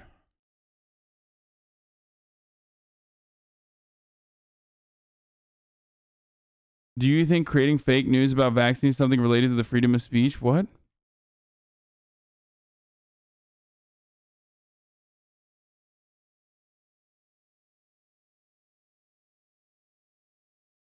Anyway, this is an entire professional class dedicated to convincing people to settle for very little and even expect even less in the future. Yeah.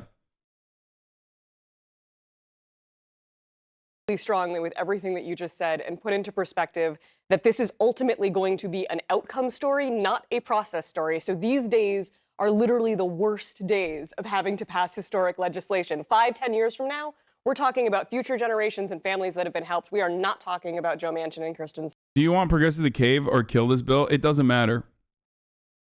Progressives cave on this bill and people are like, well, this fucking sucks. It literally, it doesn't matter at this point. If progressives cave on this bill, you destroy progressive momentum. Okay? Democrats run that fucking PR machine. Okay? They crank it and go, look, like we did something for you. Come on. Be happy with the fucking crumbs. And then, and once again, they're cucked. If they kill the bill, okay, if the Progressive Caucus kills the bill, then they're public enemy number one, and the machine runs again. But this time, despite the fact that like the bill was fucking destroyed, and it was literally Joe Biden's own agenda, and that Joe Biden was aligning functionally with the Progressive Caucus, even though all of that was happening, all of a sudden, progressives are the main villains. It wasn't Kirsten Sinema at all, by the way. New Deal Democrats, by the way. Joe Biden is the new FDR, by the way. What happened to all of that shit? Nothing.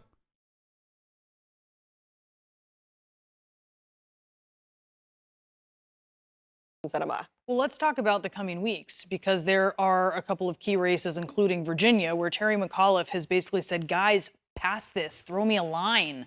Is it going to be enough? I mean, I think that the Virginia governor's race is playing out along a lot of very strange. Obama called it a phony culture war that Glenn Youngkin is running. It's playing out where Glenn Youngkin seems to think that this school board rage that's happening is the biggest issue for Virginia voters, and he's forgetting how much of that. It is. It is. It literally is. I'm sick and tired of acting like it isn't. Do you want to know why it is? Because in this country, we do everything we possibly can to ensure that the working poor never fucking go out and vote. Okay? They vote in like smaller, much smaller numbers than the wealthy. Okay? Older people vote. Wealthy people vote. Poor people, for the most part, don't vote. Why? Because they're working and it's not a fucking national holiday. Why? Because they feel like no one really gives a fuck about their point of view. So what ends up happening in that situation is these sorts of wedge issues, culture war issues, are the only thing that differentiates the Democrats from the Republicans. So that's precisely why Republicans hyper-focus on CRT or,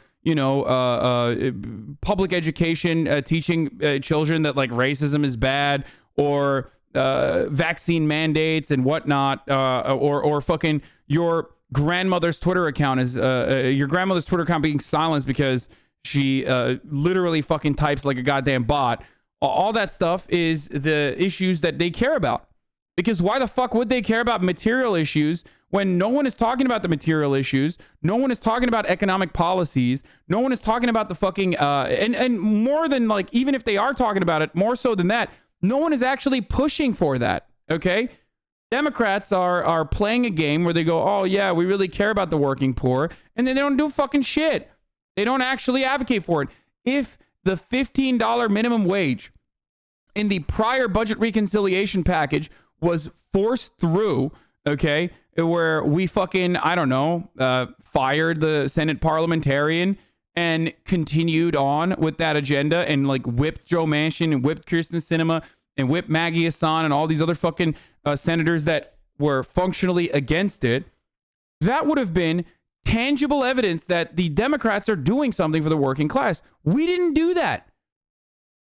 Okay? They didn't fucking do that. They didn't do that because they don't give a shit. Okay? Ultimately, they don't give a shit.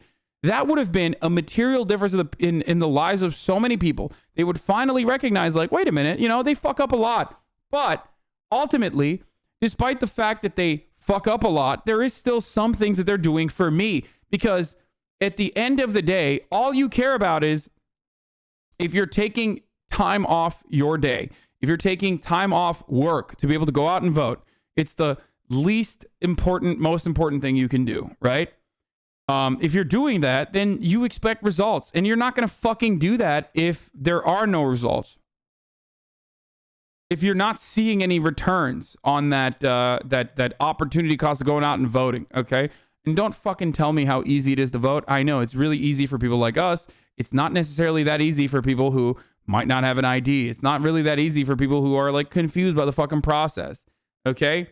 And clearly, evidently, voting is not actually changing the outcome for a lot of these people. It's literally not. If you're a fucking poor person, okay, and you would like to, at the very least, have like living wages in your minimum wage job, and you see the Democrats going, oh man, like, oh, oopsie, we can't do it because a Senate parliamentarian, an unelected person, decided that like we can't put it in the budget reconciliation, then why the fuck would you ever vote again?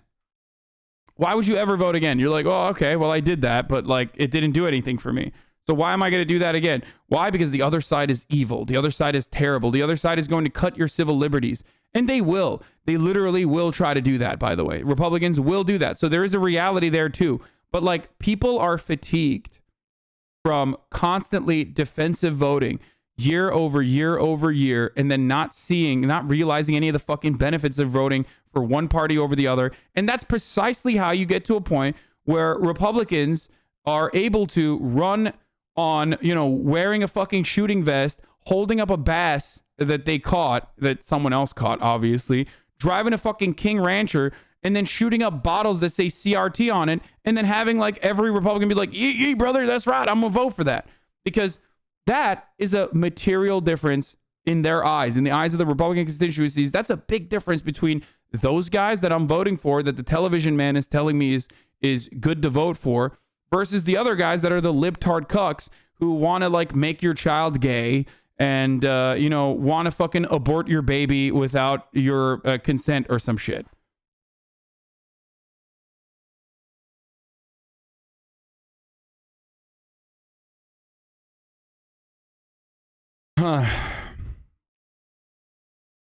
That is just manufactured by his own party. Terry McAuliffe is trying really hard to keep it on bread and butter issues. Most parents are worried about school safety when it comes to guns and COVID, not so much about critical race theory. I believe that if we get something done in the next 9 days, that's just going to put a lot more energy into the kind of message that Terry McAuliffe is trying to bring to voters now. That's what they care about. It's not Dr. Seuss or Superman or whatever cartoon is frightening Republicans this week. We'll find out, won't we? We'll find out in Virginia. It's a very close race, but I don't think I've seen... Like, it shouldn't be a close race. Like, it should not.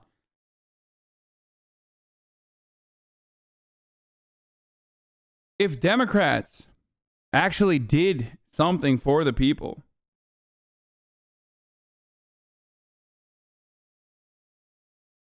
if Democrats actually fucking went out on a limb every now and then and like did something good for the people without like constantly fucking fighting one another, fighting internally within the Democratic Party and like holding legislation and tanking their own legislative agenda without like very publicly and in the most embarrassing way possible, like failing to overcome infighting and pushing for actual tangible changes that materially improve the working class, it would not be a close race. Yeah, sure, there would still be some fucking delusional psychos who are like, yeah, I don't give a fuck about You know, there would be the lumpen pros, there would be the fucking small business tyrants and whatnot that still end up voting for the Republican Party.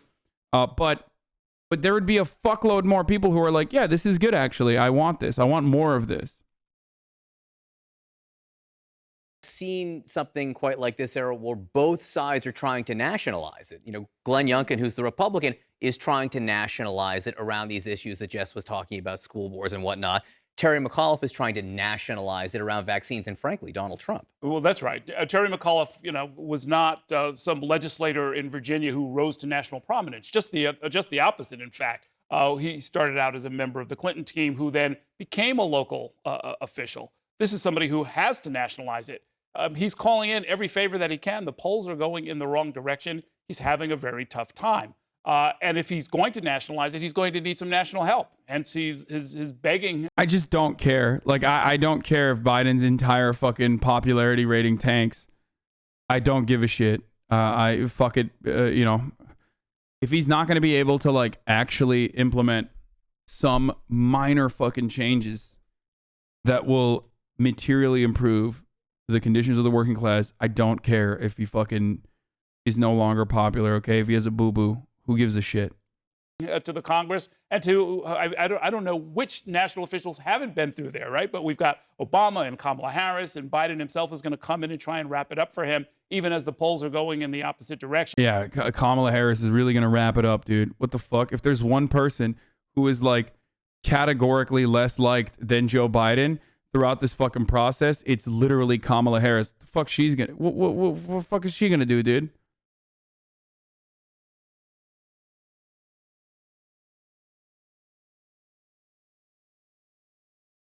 You know, fuck is she gonna do?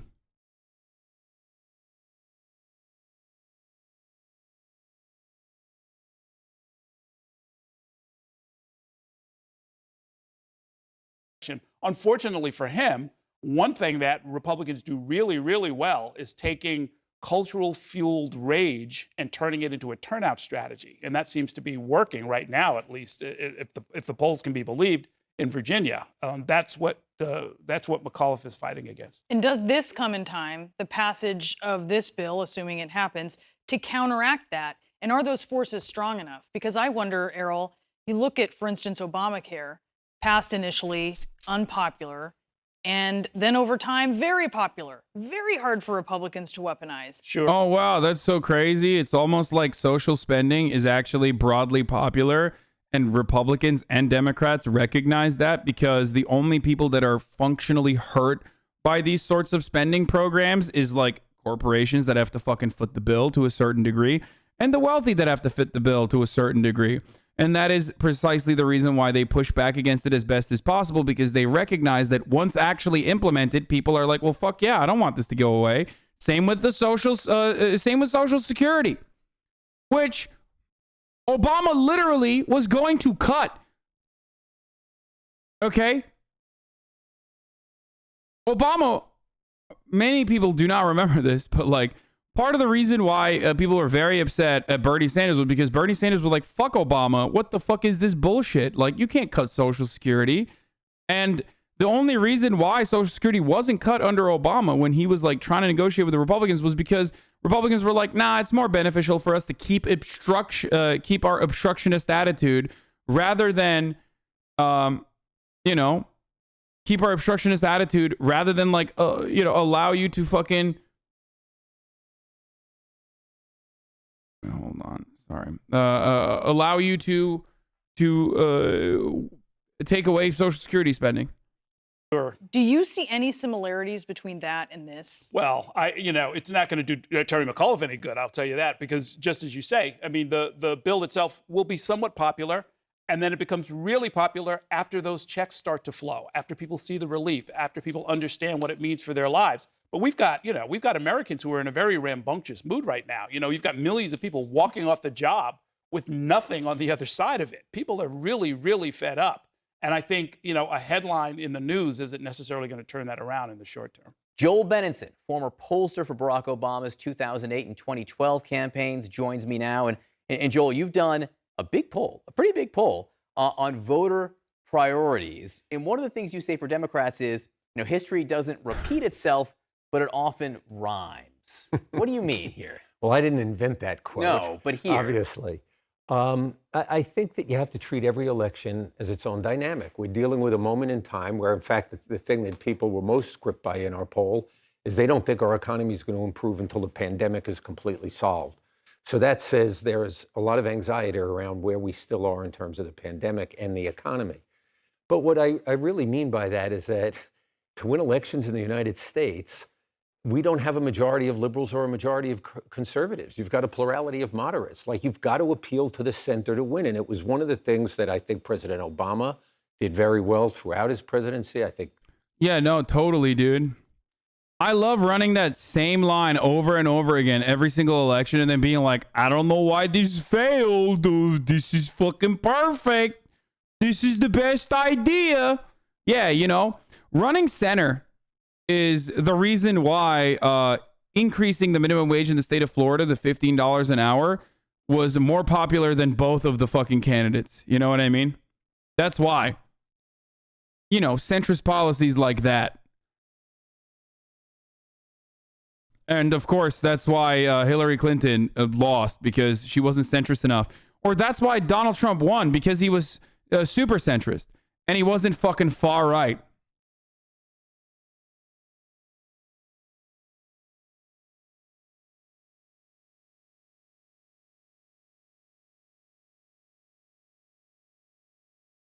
No, every election is the same. You give your constituents stuff and make sure they vote for, make sure they know who gave it to them, then they vote for you.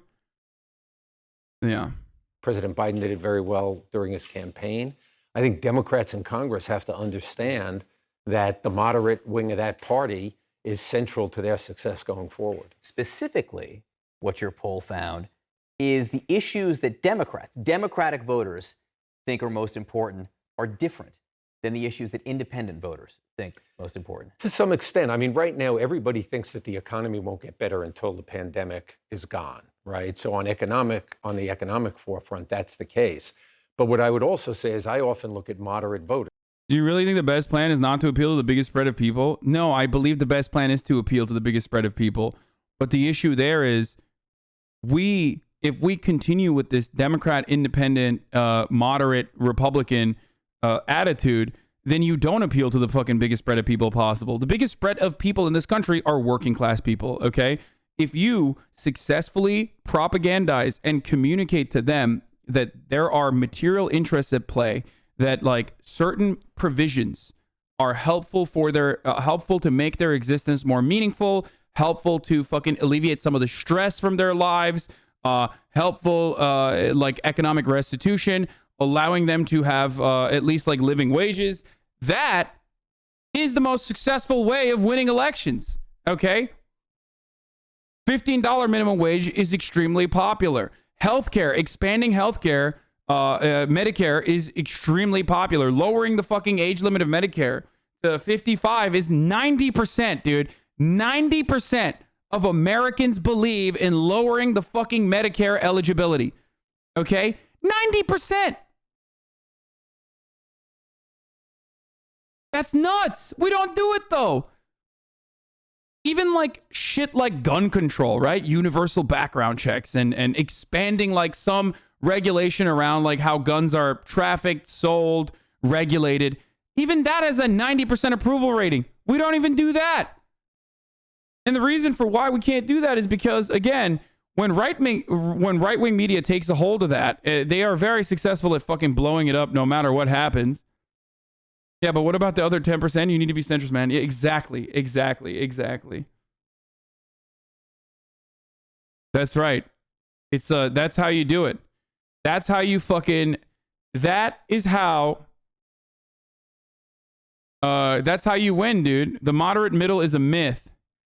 The American, if there's one thing I know about American voters, okay, after all of my years of covering politics, after going around the country from time to time as well, whether it be like door knocking or doing a bunch of other shit, what I've come to find out about the American working class or American voters in general is that trying to pin them to an ideological position is fucking impossible. There's empirical evidence to also prove or also back up my point here 80% of Americans vote on party lines. 20% only vote on ideology. And not only that, but also a lot of Americans have a mishmash of eclectic ideas that oftentimes are inherently contradictory to one another. Okay? That's why you see anti-vaxxers who are like, I fucking hate Big Pharma. I love Donald Trump. It's like, what? How do you hate Big Pharma? Then you vote for the fucking guy who is like literally helping big corporations. Like, I hate big corporate power. But the only way they recognize big corporate power is when Facebook fucking bans like their grandmother or some shit.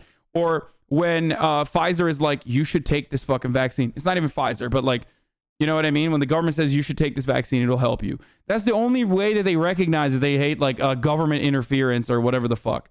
Or they hate like corporate power. Okay? Lots of American people take pride in saying, I'm not a Republican or Dem, even if their views are 100% one or the other. Yeah, I mean,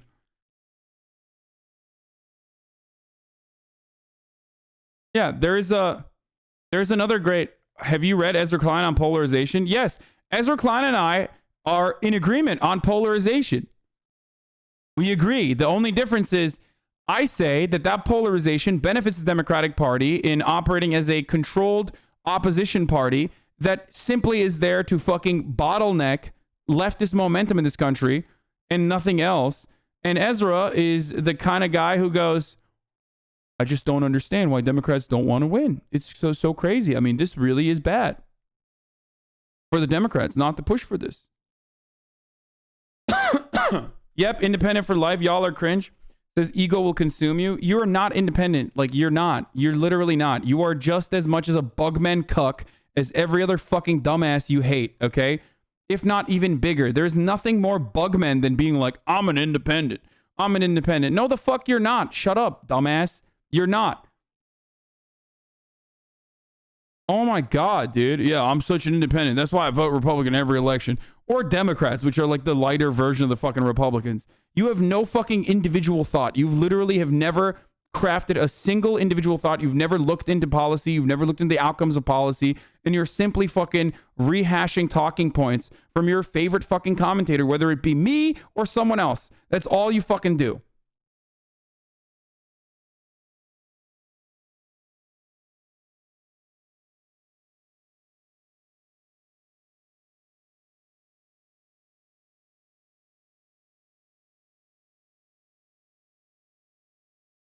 Bernie was independent until he made a progressive part of the government. What the fuck are you talking about? Says Chad Debate Lord. Chad. Bernie was independent. Yeah, totally, dude. Bernie's definitely independent. He has no, like, consistent ideological point of view that guides his legislative agenda. You're right. Yeah, Bernie's independent like I'm independent, dumbass. I mean, I could say that. I'd be like, oh, I'm independent. It would probably work with the fucking birds real well.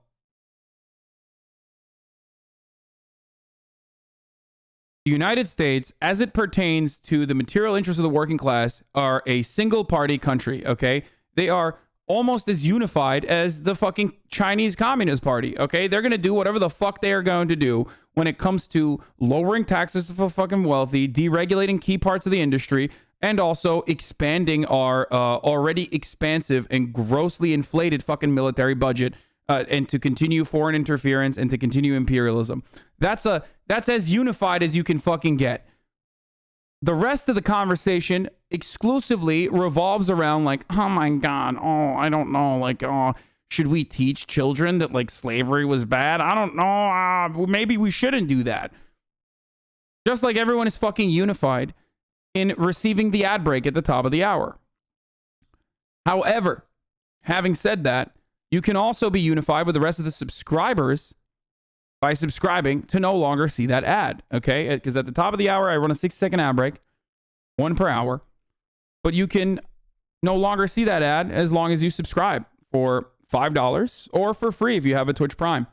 That way you have an ad-free broadcasting experience. Yes, I know that was a good segue. You don't have to tell me. Your tomatoes only strengthen me, okay?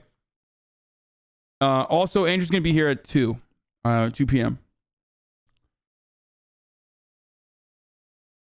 Anyway, do you think it would be wise to encourage people to be independent so it can maybe, hopefully, probably not lead to the creation of a third party? No. No.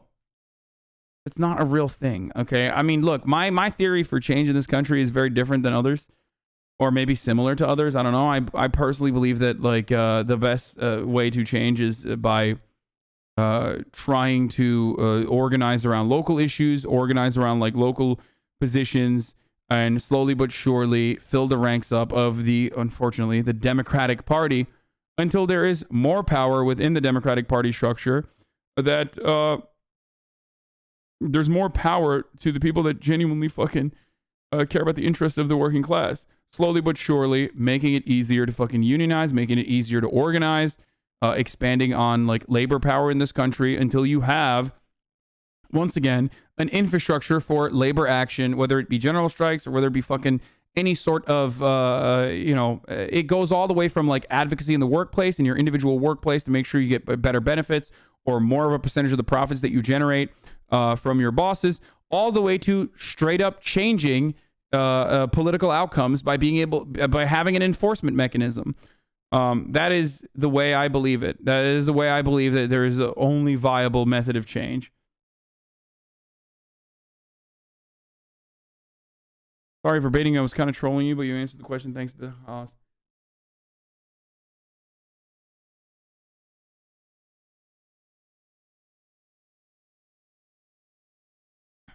Fascism attempts to organize the newly proletarianized masses without affecting the property structure which the masses strive to eliminate. Fascism sees its salvation in giving these masses not their right, but instead a chance to express themselves. Walter Benjamin. I repeat the talking points to my friends and pretend like they're my own. That's fine. Oh, I didn't run the ad. I'm running it now. Sorry. Someone just reminded me. Thank you. What organizations do you recommend to donate support for political action? I don't know right now. Hold on. Let's continue with this. I don't know why I read chat so much when I'm like in the middle of like trying to fucking craft a narrative here. Okay. Critical race theory and the moral panic. 56 minutes, dude. I'm not watching that.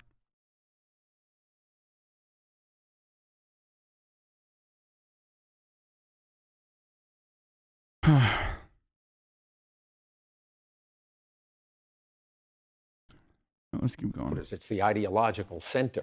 And if you look on an array of issues and ratings of Democrats and Republicans in Congress, if I'm a Republican Congress looking at moderate voters right now, I would be really worried about what my ratings are, because there's a significant gap between where moderates are on their favorable rating of Democrats in Congress, which isn't great. You know, it's about +3, and Republicans are about -17. So the only thing that will help them is, you know, the gerrymandering and the reapportionment lines that they've drawn, but they're losing the center in the public vote. Let me ask you, because one... Yeah, great. Tapper to Pelosi, are you frustrated with Sinema and Manchin? Let's see what Pelosi had to say. Slay Queen Pelosi. Right now is paid family leave. You said that you hope that that's going to be in there, 4 weeks of paid family leave. And the expansion of Medicare to include dental, vision, and hearing coverage. Is that going to be in the bill? Well, that's part of the negotiation. Dental is very expensive. So hearing and visual and dental, but dental will take a little longer to implement. But that's part of the negotiation right now. So you don't know what's going to be in the final bill. Well, it sounds like you're saying dental might not make it because it's so expensive. It'll be on a path. It'll be on a path. But what they told us, and I don't quite understand why, but we've been told by people who know about these things that it'll take 5-6 years in order to implement the dental. So how do we, shall we say, fill in the blank there? Bernie has some suggestions about how to do that. That'll be part of the negotiation. Bernie Sanders, the independent from Vermont. Sanders. Are you frustrated? I mean, you talk about how you're almost there, except for 10% of the bill, and you also talk about how the House is there. You guys are ready. You're going to pass it. And it's really these two Senate holdouts, Sinema and Manchin. Are you frustrated with them? Well, I'm respectful of everybody's point of view. I do not want the I don't want the Trump tax cuts perpetuated. So I don't want anybody to think if we don't address those right now they're off the table. No, we will use them for something at some point, because you can't use the wealth tax and tax the billionaires, which is what we should be doing and let corporate America off the hook.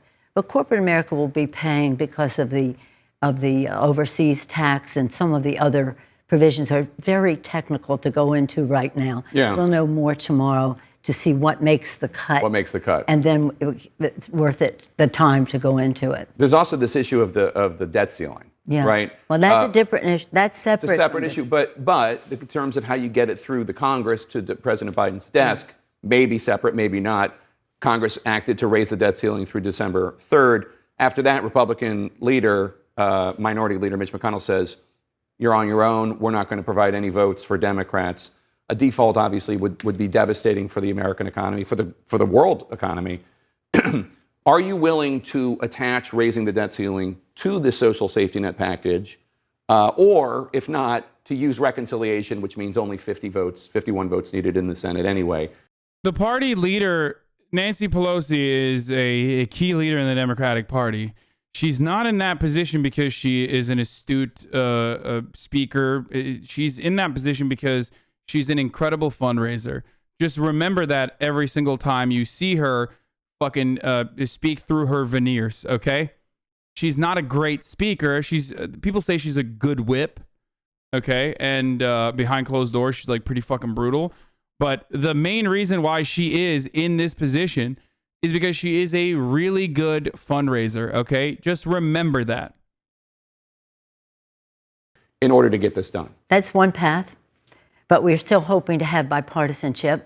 It seems that the American people should understand that what we're talking about is largely the Trump debt. Right. Now, we participated in some of it with COVID and the rest, but we didn't participate in giving a tax scam, 83% of the benefits to the top 1% that added $2 trillion to the debt. Yeah, American people love the debt, dude. They fucking care about that so much. That's why even the Republicans don't talk about that anymore. And like, yeah, no, the best way perhaps to communicate the desires to the American public is not by like talking about all the goodies that they'll get if they end up voting for the Democrats, but the debt. That's what people care about. Motherfucker, we don't even care about climate change, okay? And even if it's happening right in front of our eyes, we don't care about climate change. Why the fuck would anybody care about debt, dude? It's like made up. Republicans definitely talk about the debt. Yes, that used to be the main fucking... It was like tort reform and debt were the two key things that Republicans in the 90s used to talk about. Do you know what they started talking about afterwards, though? You know what they changed it to? Newt Gingrich and wedge issues that revolve around like fucking gay people getting married or abortion or guns. These are significantly more important issues for the Republican constituencies. They recognize that as long as they have a propaganda outlet that will pump this shit out, immigration, nobody gives a fuck about the debt. If there's anyone that like legitimately cares about the debt, at least in the way that they operate, it's the fucking Democratic Party for some laughable reason. God knows why. Anyway, keyword is talk. They only talk about debt, then spend insane amounts of money on wars and tax breaks. Exactly.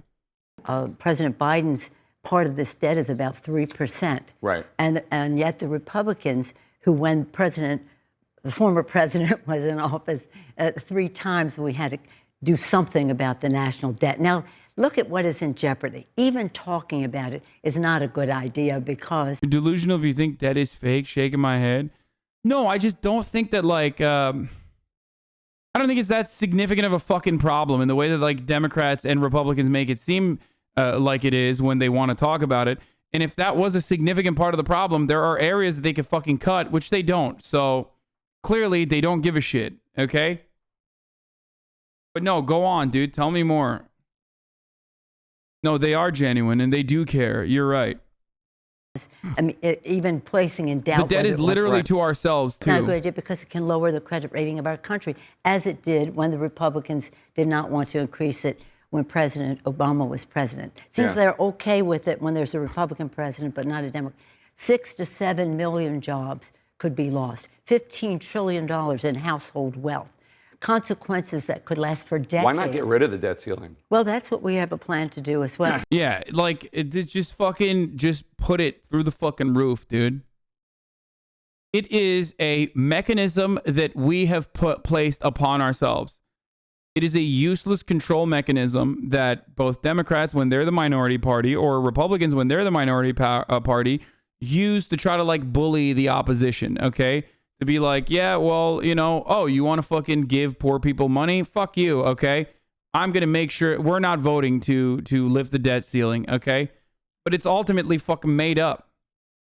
There are a number of plans to do that, but would the Republicans agree to that before we again? Okay. Well, so your mind is open in terms of whether or not you use reconciliation or whether or not you attach it to the social Well, we safety net still bill. would rather have bipartisanship, whether it's a Democratic president or Republican president. But you probably won't have it, so you'll consider these options. Is all I'm saying. I want to ask you, and it's very, very, very important. Absolutely. The House voted on Friday to hold former Trump ally Steve Bannon in criminal contempt of Congress for ignoring a subpoena. Do you think people who refuse to comply with congressional subpoenas should be prosecuted by the Justice Department and at the end of the day go to jail? Yes. You do? I do. Well, first of all, this, people say, well, this hasn't happened before. We haven't had an insurrection incited by the President of the United States and one of his toadies having advanced knowledge of that happening. So, in fact, it's important for a number of reasons. It's important for us to find the truth about what happened on January 6th, an assault on our Constitution, our Congress, and our Capitol. But it's all. That's what I care about, dude. I care about January 6th.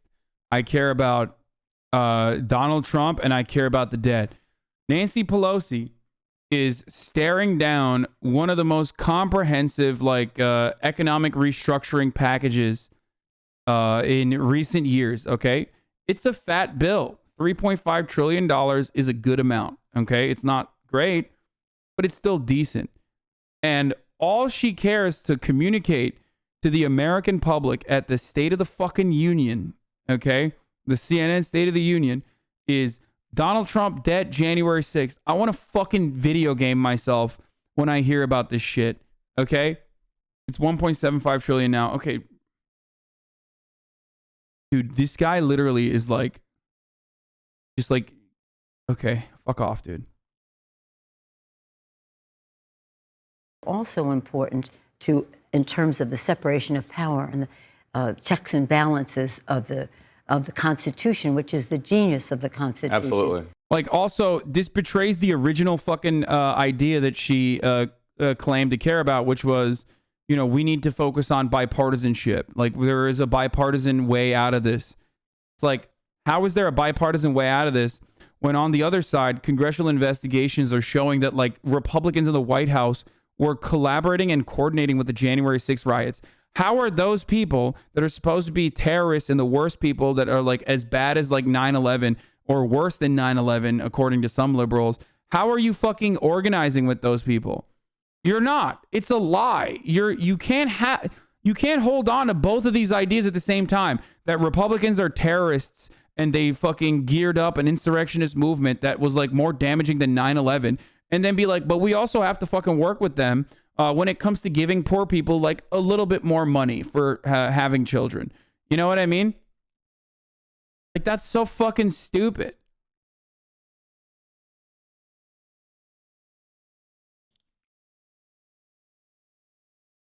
For this to happen in this way. So you're literally nobody says it's worse than 9/11. Wait, no one has said it's worse than 9/11. Let's Google it.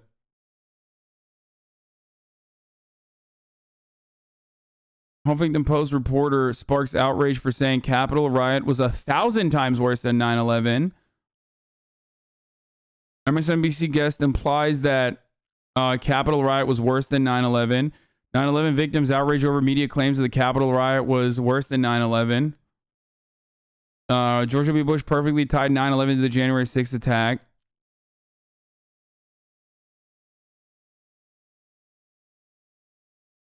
Willing, if the committee decides to subpoena Trump, you're willing to have that happen too. I'm not. They have everything on the table. I don't get involved in the decisions of the committee.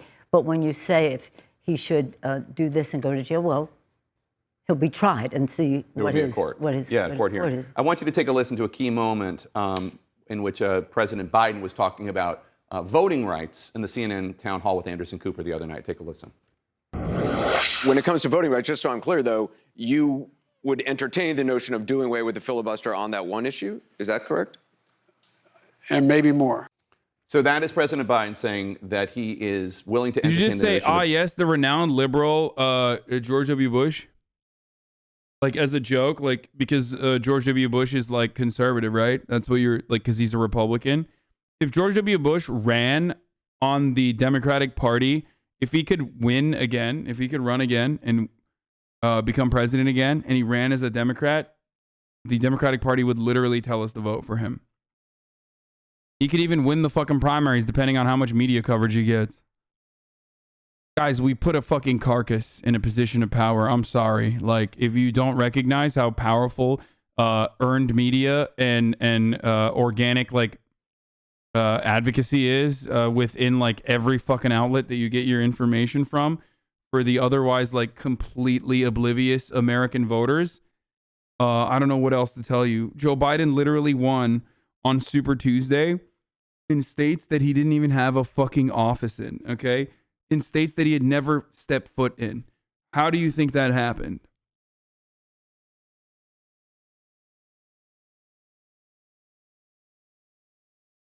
And if you think that, if you think that the media is not like on board with a fucking Republican running as a Democrat, I don't know what to tell you. They literally, some were advocating for voting for Bloomberg. of getting rid of the filibuster for Voting Rights Act and maybe for other things as well. Do you agree with him on that one issue, that at the end of the day, having some sort of voting rights bill is more important than preserving the filibuster, at least for that one vote? The most important vote right now in the Congress of the United States is the vote to respect the sanctity of the vote, the fundamental basis of our democracy. So if there were one vote that the filibuster could enable to go forward, that would be the vote. And it enables so much more because we're talking about stopping the suppression of the vote and the nullification of the elections. We're talking about redistricting in a way that is fairer and may not benefit Democrats, but it might open up some of these Republican seats. It talks about stopping the big, dark, crushing special interest money and empowers the grassroots. This is, and then in addition to that, the Voting Rights Act, the John Lewis Voting Rights Act. John Lewis wrote the first 300 pages of the first bill. Mr. Manchin has weighed in. The compromise that they voted on last week is perfect. Yeah, they literally added a fucking compromise for Joe Manchin into a bill that never, this is how you know nobody gives a fuck about Joe Manchin and the Republican Party beyond playing the role of a spoiler, because Joe Manchin was like, I'm the moderate here. We need to add a voter ID provision into this, okay? And the Democrats were like, sure, let's do it. Fuck it. Why not? So what happened? Not a single Republican voted for it, and they said they were going to filibuster it, so it didn't pass through. So we took a fucking, we compromised with a invisible enemy that does not even care to actually compromise and ultimately only cares about tanking it. I don't even care if they added a voter ID provision into the bill. It's fine. Okay, sure, whatever. As long as the national holiday stuff and as long as the ease of access for early voting and vote by mail initiatives are passed through, then I'm fine. Fuck it, right? But even then, it doesn't matter. It literally does not matter because no Republican was ever going to vote for it. Good, and but he didn't get any Republican votes. So it's worth it to you. Well, no, it's fundamental to our democracy. Right. This is fundamental. Now, mind you, just to remind, when what's his name was president and the Donald Trump Republicans were in power, Mitch McConnell pulled back the filibuster to enable, with simple majorities, 3 justices to go to the Supreme Court for life. Bro, she said, what's his name, dude? Okay, now to the drama. I'm done. Let's move on to some greener pastures here. Hogwatch. That's right. The vaccine mandate. Protesters are taking issue with Kyrie Irving not being able to play basketball. And they ended up having a little January 6th style insurrection at the Barclays Center this time. Yeah, she did forget to say his name. Who cares? I don't care. I literally do not care. She's so bad. She's just such a poor communicator. It's so fucking sad. If you want to see Cawthorn getting rolled by neolib Zoomer campus, Congressman Cawthorn, a majority of Republicans believe that President Biden was not lawfully elected. Now, you know that he was, and that he won the 2020 election. So when will you stop lying to your constituents, admit that Donald Trump lost, and end this senseless attack? my man's gonna get so much globe pussy later for this dude. He's just fucking spitting, dude. Yeah. On our democracy. Well, number one, I completely wholeheartedly disagree with you. I believe the election. On the facts, you disagree with me? On what was that? On the facts that President Biden was lawfully elected? Absolutely. Well, let me go into it right quick. There is an unconstitutional election. Love to hear you propagate the big lies. Would you like to? The big lie. I love that, dude. The big lie. I just hate just all the neoliberal cultural signifiers, all the liberal like markers. I mean, he's not wrong, right? Like the dude, the young liberal there is not wrong. He's right. But it's like, you know, it's his like Aaron Sorkin moment, dude.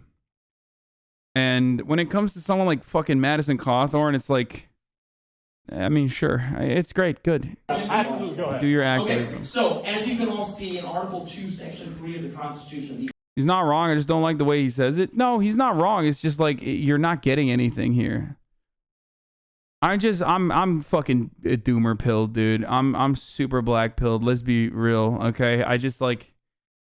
Oh my God. the only people who have a right to change election law in the United States of America. I'm about to do an ableism. Shut up, cripple bitch. Ableism level 2. Wisconsin and Arizona. Take a week off to think about that. The worst perpetrators. The state, the state governors and the board of elections there, who actually went around the will of the state legislature and changed election laws on their own. That is unconstitutional. When you have voter drop boxes that are set up in parks, when you can get rid of signature verification and voter identity. Yeah, dude, that's like totally how fucking fake voting happens. Okay, all that happened. So why was there not a single fucking investigation that revealed the reality that like voter fraud was happening at the fucking massive levels that you claim that it did? It didn't happen. It didn't happen. This has historically never fucking happened. Republicans and Democrats have looked into this, investigated it over and over again. Even like the most comprehensive piece of evidence, empirical evidence that they like to point to, the American Enterprise Institute's like comprehensive investigation over the course of the past like 30 fucking years, 3 decades of voting, billions of fucking ballots cast, has led to what, 1,200 fucking instances of voter fraud, which aren't all Democrats either, by the way. It's just not a real fucking thing. And it's a totally made up thing that Republicans have always agitated and advocated for in an effort to continue enforcing more voter suppression, which is electoral fraud, okay? Voter suppression measures such as signature matching, which is, again, seems like a good idea. Why the fuck can't we do it? Well, because it's fucking weaponized against specific groups of individuals, especially when the Secretary of State is a fucking Republican and controls that process. Or voter suppression measures like closing down polling stations in poor neighborhoods, in black and brown neighborhoods, deliberately making it so that like there's a fucking 8-hour line to go out and vote in person, making sure that no one can vote early, making sure that no one can vote by mail, consistently talking about how fraudulent vote by mail is when fucking every Florida Republican has been doing it and it's totally fine when they do it. Making it illegal to drop off food and drinks on the fucking line when people are waiting for 8 hours. Yeah, it's just like psychotic bullshit. Identification laws. That is against the law. It's an unconstitutional thing. Are you against the Constitution? Are you against when you incited the January 6th insurrection? Were you against the Constitution? When you incited the January 6th, fucking own, dude. That's right. Like both sides are just fucking clapping each other. Okay, Both sides are just like high-fiving one another. You know, you got the libs who are like, fucking owned him, dude. You owned him. And then Republicans that watch this are going to be like, Madison Cawthorn, what a brave truth teller, brother. I love him. He's the future of the Republican Party. Six insurrection, were you against the Madam, Constitution? please sit down. Or were you for it? Thank you. So stupid.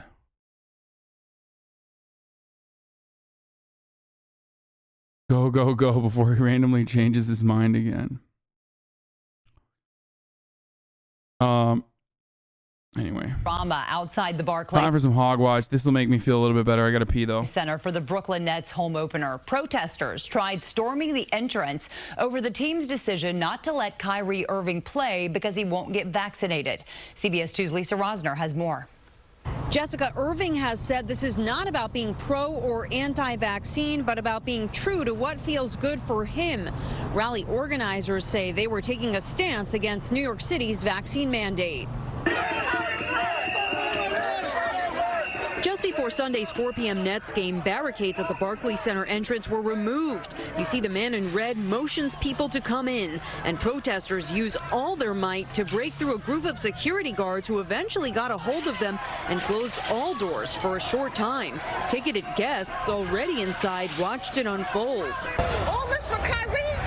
Because he don't want to get vaccinated? But Kyrie could play if he get vaccinated. The rally started hours before the game at a park about a mile away from the Barclays Center. It was organized by several groups, including Teachers for Choice, Reverend Kevin McCall, and Black Lives Matter activist Hank Newsom, who marched to the Barclays Center with signs. Upon arriving, McCall and Newsom got upset when they were told the DJ outside Barclays could not turn down the music for a few minutes, and then dozens swarmed the plaza. The Nets say Irving is not allowed to play under New York City's vaccine mandate, which requires at least one COVID-19 vaccine shot to enter indoor venues. Irving, a Montclair, New Jersey native, has said, quote, "I am staying grounded in what I believe in. It is not about being anti-vax or about being on one side or the other. It is just really about being true to what feels good for me." Also saying this has everything to do with what is going on in our world, and I am being grouped into something that is bigger than just the game of basketball. This is against the mandate. They're trying to take away our freedom. Fans like this one, who is visiting from Missouri, had mixed reactions. Did it kill the vibe for you coming to the game today? Oh, it sure did, because I was the only person I came to see. You know, it's a shame that someone who's that good is not playing. He's doing what he needs to do for himself and his family, so I'm with him 100%. I trust science. I believe in science. I feel like he should do it, but hey, you know, I'm not even going to say to each his own. I feel like he should do it. I mean, definitely should be vaccinated, because if you're a star figure, it's probably a good idea to set a good example, but you know. The Nets lost 111-95 to the Charlotte Hornets. As for the protests, no arrests were made. Outside the Barclays Center, Lisa Rosner, CBS 2 News. Pfizer has released new data showing its COVID vaccine is 90. Fuck.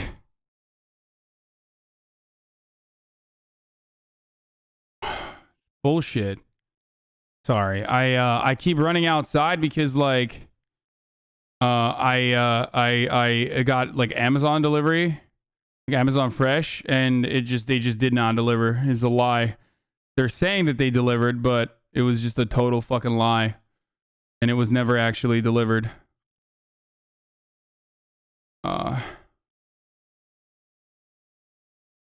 Wait, what the fuck?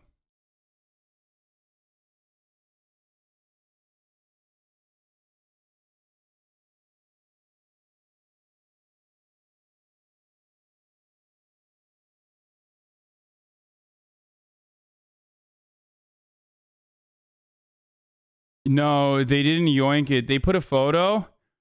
I think they fucking delivered it to my neighbor or some shit, dude. What the fuck?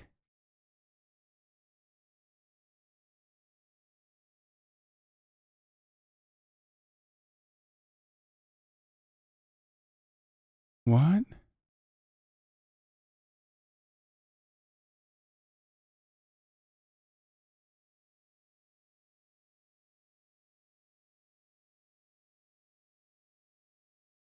Can you please address that you fucked your married?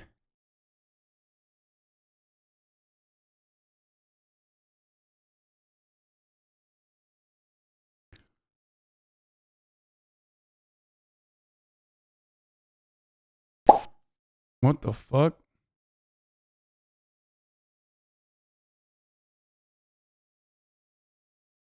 Fuck's my delivery, bro? Ay. New house problems.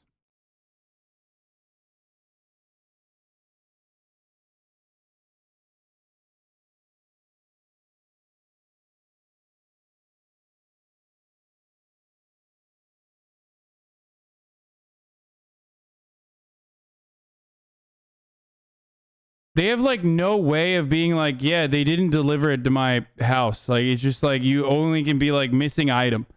Each individual item has to be like individually reported as a missing item. But like, just like, just say it never fucking delivered. Like, just like, why can't I just be like the entire thing was not delivered? Oh, there is. Order arrived.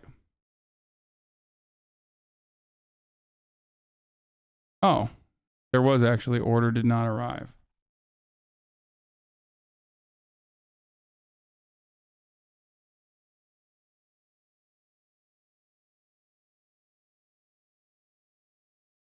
But like not the entire thing. You have to do it every single individually. Like,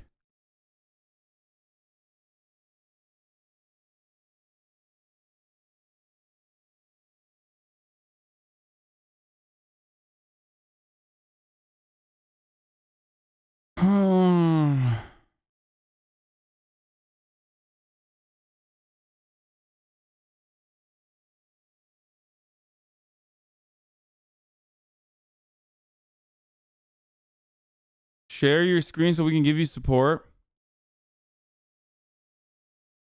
No, it's not. It's not like yoinked. They just like straight up delivered to the fucking wrong address, I think, or did like I don't even know what the fuck the photo is. Yeah, let me give you guys my Amazon account. What? There's a return policy? Every single thing has a return policy? Oh, there is no oh, you can't do it. Like if you just if your order just like does not come through, if your order does not arrive, it's like you're cucked, you're cooked. It doesn't matter. Nice. Got it. Okay, cool. GG's, I guess. I'll have to do it again. Go to your neighbor's house. I don't even know which fucking neighbor's house it is. I have no idea where it went. It's not yoink me off some driver shit posting on TikTok about his devious lick. No. Bro, first of all, what devious lick, bro? Like, they deviously licked my fucking chicken tendies, like, that are not even cooked yet. You know what I mean? Oh, sick, dude. What a devious lick that is, dude. They deviously licked uncooked chicken tendies.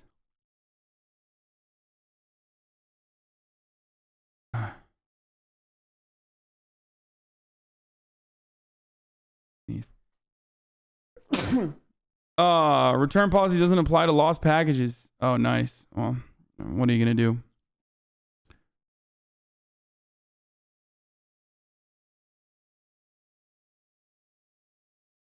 You need to call the... I'm not gonna fucking call them, dude. I just like this too much. Deviously licked the commies tendies. That's what you get for not being able to cook food? Wait, what? It's literally so I can cook food. This is not like... This isn't cooked food. It's uncooked chicken. It's just raw chicken. That's what I ordered. When I say tendies, I mean raw chicken that I will cook, that I will marinate and cook.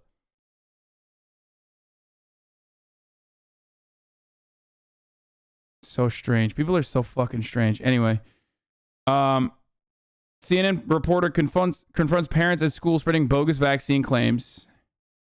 All right. 0.7% effective against symptomatic COVID in children ages 5 to 11. On Tuesday, an FDA advisory committee is scheduled to meet to discuss whether the agency should grant emergency use authorization for the shots for that age group. Children 12 and older can already get it, and for those students at one Miami private school, a strange vaccine mandate is in place. Any student who gets a shot must stay home for 30 days. The problem is it's based on bogus claims. The Florida Department of Education has sent a letter to school officials telling them they should review their policies and conform to Florida law. Our Gary Tuckman has more on the controversy. Oscar Ascanio has a son who goes to Miami's Centner Academy. Well, I think it's a family decision, and we should respect, like everybody's privacy. It is a family decision, but it makes everyone safer because so many people have gotten the vaccinations. Tens of thousands of people are not dying. There's a lot of people who get the vaccine and it's dying right now. Nah, that's not true. So, no, it is true. No, it's not true. Fox News says the truth. Fox News says it's true, but that's definitely not true. It's false. That's the problem. Fox News is the one that you can get, like. Now, let me just tell you, sir. The greatest scientists in the world know that this vaccine is saving lives. So my question for you is not the best scientist in the world. Yeah, well, that's just one opinion, Yeah, you're hearing bad information, sir. But with all due respect, I wish you good health. Thank you so much. Same to you. Have a great day. Thank you. Alex Serrano has 3 children who go to the school. When you got the letter that said that children would have to stay home for 30 days if they got the vaccine, did you say to yourself, I'm glad they sent that out? Yes. And I sent an email to the owners of the school saying that I'm in complete support of the policy and thanking them for it. Parents here say the letter banning vaccinated children from returning to school for 30 days also declared that children who get the vaccine could potentially transmit COVID to other children, which is certainly not true. The school released a statement saying the policy is a prudent precautionary measure. The owners of this school are a woman named Layla Sentner and her husband David Sentner. This spring, after Layla Sentner sent out another email declaring that teachers who get vaccinated can't come near the students, she told CNN, there were all sorts of evidence and stories that came out that said potentially unvaccinated people are being impacted by being around vaccinated people. There is no such evidence. The Centner Academy has one building for preschool students and kindergartners, a separate building for 1st through 8th graders. Most of the students aren't yet eligible for vaccines, but they soon will be. One child who soon will be is the daughter of this woman. You are very relieved she's not in that school anymore. Very relieved. Iris Acosta-Zobel and her husband pulled their 1st grade daughter out of the Centner Academy last spring without getting any of their tuition back because they got more and more scared of the increasing anti-vax and anti-mask views at the school. The school encouraged the students to take their mask off. And they told your daughter, your 6-year-old daughter, take your mask off? Yep. And did your daughter tell you about that? She told me, she says, why are you teaching me this, but the school is saying this? So you must have been infuriated. It was I found it. It was delivered to the fucking neighbor's house. And of course, it's super wet, so the bags exploded. And now there's just like fucking shit all over my neighbor's doorstep. Oh God. Okay, I'll be back in one more second. It was a very stressful time. The academy is a non-denominational school. Records from the Federal Election Commission do show that both Layla and David Sentner donated very large amounts of money to Republican candidates and organizations. For example, both of them made separate donations to the Trump Victory Committee in 2020. Their donations, $500,000 apiece. Layla Sentner is active on social media, conspiracy theories on her Instagram account, including this strange one declaring, "They told us the sun will give you skin cancer, but in reality the sun prevents skin cancer." Of course, that's untrue. Neither Sentner would agree to talk to us this time around. But some of the parents we talked to at the school say they respect and admire her. However, many parents have pulled their children out. Their respect, if it ever existed, gone. You don't indoctrinate, you educate. And much of what's happening there is an indoctrination that follows her beliefs. And Gary joins us now. So the letter I mentioned from the Florida Department of Education that was sent to the school, what's the school's response? So the Department of Education told the school that it needed to respond, Anderson, by 5 o'clock Eastern time today. Drum roll, it does not appear the school responded. I can tell you the Department of Education says its investigation will be thorough. If it shows that student rights were violated, they say the school could be punished, which could include the stripping of scholarship funding. And as of now, there's no evidence at all, no public evidence that the school is worried. No, well, no. It is not, no. It's for officers, period. has nothing to do with their vaccination status. So that's just wrong. That's a bad. I think there was a headline from a corporate outlet, which we all know corporate media lies. Okay, they do not tell the truth. Assume what they tell you is false, and then figure out why they're telling you a false narrative. I put that out there as a proposal months ago, and the reason we're doing it is because people are being treated poorly in Seattle and Minnesota and New York, NYPD. They don't have the support. They've had their funding cut. They get criticized if they just enforce the law. Some places they don't even enforce the law, like in San Francisco. They don't prosecute people shoplifting, so you have rampant crime. So that's why we're doing it, because morale is low. Morale is low for years because of how law enforcement's been treated. But when you saw all the rioting last summer, all the vitriol directed at them, Florida stood up and said, we back the blue. And so we are 100% excited about saying anyone that's being mistreated, if the morale's low, if you can't take that environment, and we have openings here, you're going to get an environment where people are going to support you. And I think that's something and I can tell you the people that have come down from some of these places already, you talk to them, it's the best decision they've ever made. So we're looking to capitalize off a lot of communities across our country who have turned their back on law enforcement, who aren't providing them the support, where there's all kinds of different problems with just being able to do the job. So it has nothing to do, it will be available to anyone who comes. And so if people are trying to say it's a vaccine issue, it's not, has nothing to do with that. They've been mistreated for a long time. I don't think a police officer should be fired over shots. I don't think that's correct. They've been out in the line. They've been out for months, a year and a half, 2 years, doing their job. And we said that they were heroes for a while, and now all of a sudden. No, we didn't. You did, motherfucker. I love when conservatives are like, oh, we've been calling them heroes for the past year. It's like, no, dude, you've been calling them fucking heroes. Okay. Not everybody's been calling them heroes. As a matter of fact, most people have been protesting against them. And you kind of said that they're heroes because people were protesting against them. You know what I'm saying? Like, this is not an organic movement. You have just created this situation.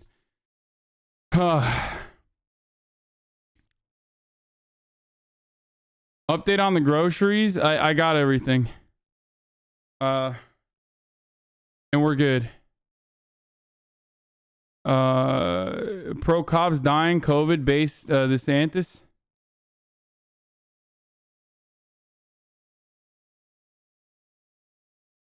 Did you tell your neighbor, or are you on the Ring doorbell stealing shit?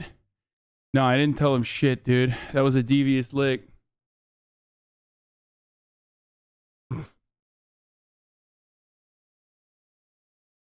It was a literal devious fucking lick, dude. I deviously licked my own fucking groceries back. You absolutely got recorded on their Ring and will be arrested, Lamau. Yeah, okay, they can suck my cock, okay? Yeah, go ahead, arrest me, motherfucker. For what? Like getting my own groceries? Did you order meat on Amazon? Can you do that in the US? Big if true? Yeah, you can do that.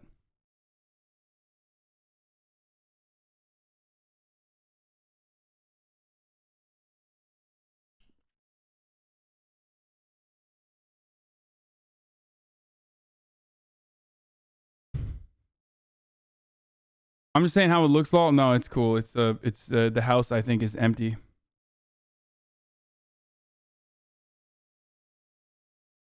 Cops aren't even getting fired for letting shots out of their guns. No one's firing a cop for not getting vaccinated. Well, they would, yeah, they can, and they are. No one's there.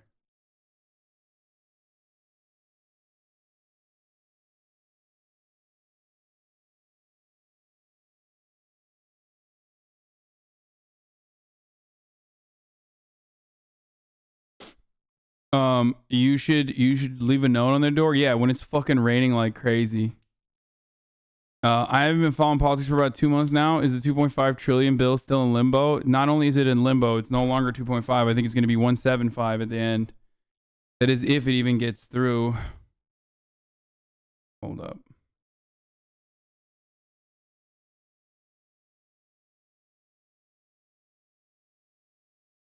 little piece of candy today with a lot of promise of future hogwatch. Dude, I don't care about this person, this like undercover QAnon person, okay? It's kind of weird.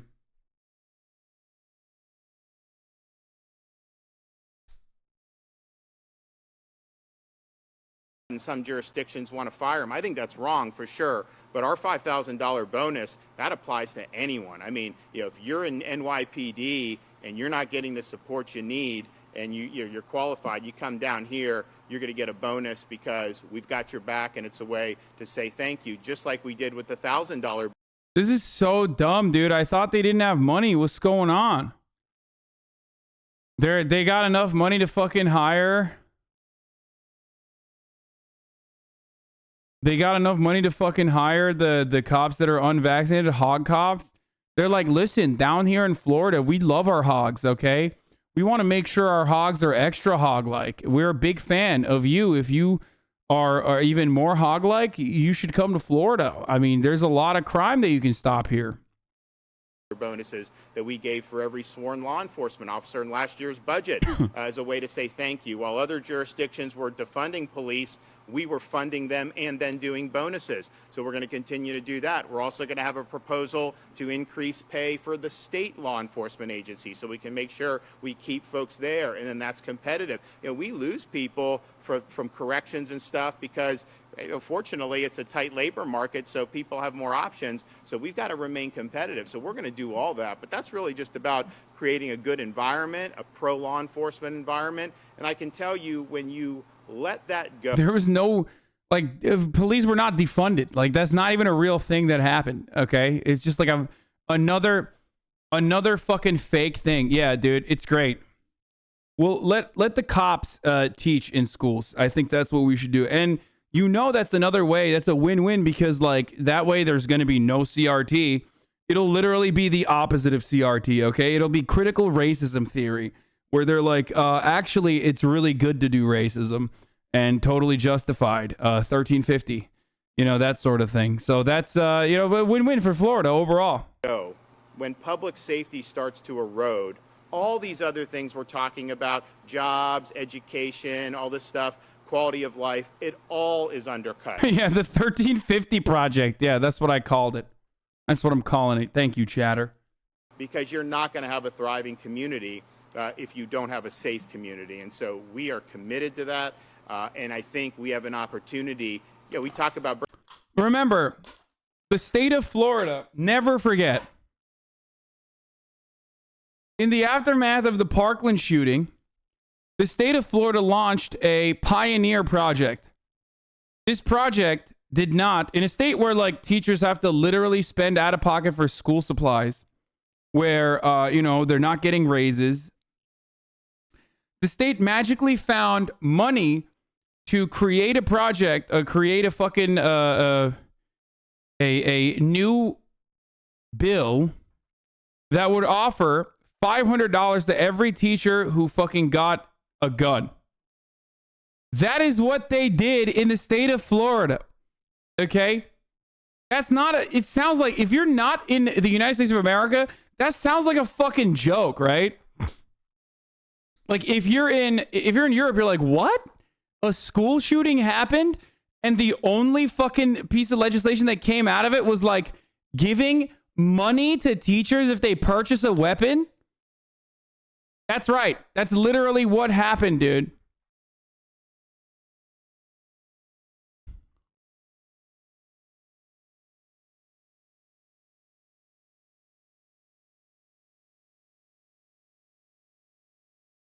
It's awesome.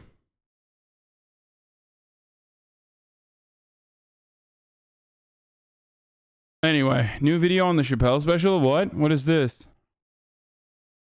Oh, I love this country, man. It's a beautiful country. It's the best country. It's the greatest country on earth. I swear to God. We are such a fucking meme, dude. So awful. Businesses here, and that's great. I mean, we're going to continue to do that. But we have a historic opportunity to bring in very talented people in law enforcement to come to the state of Florida who have not been treated well by their communities. And we stand ready and willing and able to capitalize on that and guarantee them an environment that they will be appreciated. The fallout from...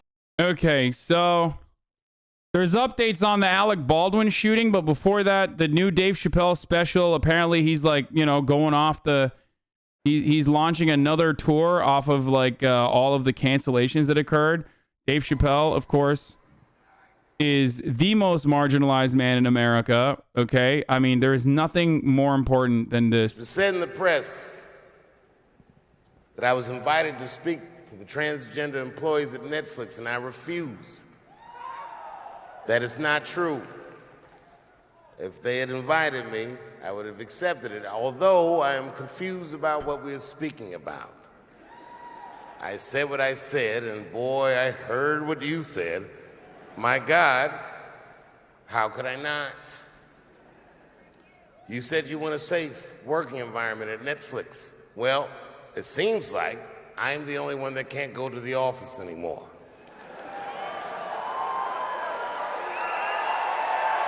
Like, what does he think? Like, some fucking trans, like, marketing manager is gonna, like, kill him or something? What the fuck? They literally fired an employee. Wait, hold on. Yo, what up, brother? Wait 1 second. What's up? Oh, hell yeah. Come in.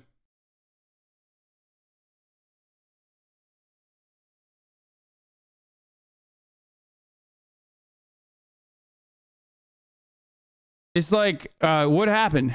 What the fuck happened? You know? Did you see any repercussions? No. Why are you dissing him? What do you mean? Why am I dissing him? No, it's not Miss Kiff.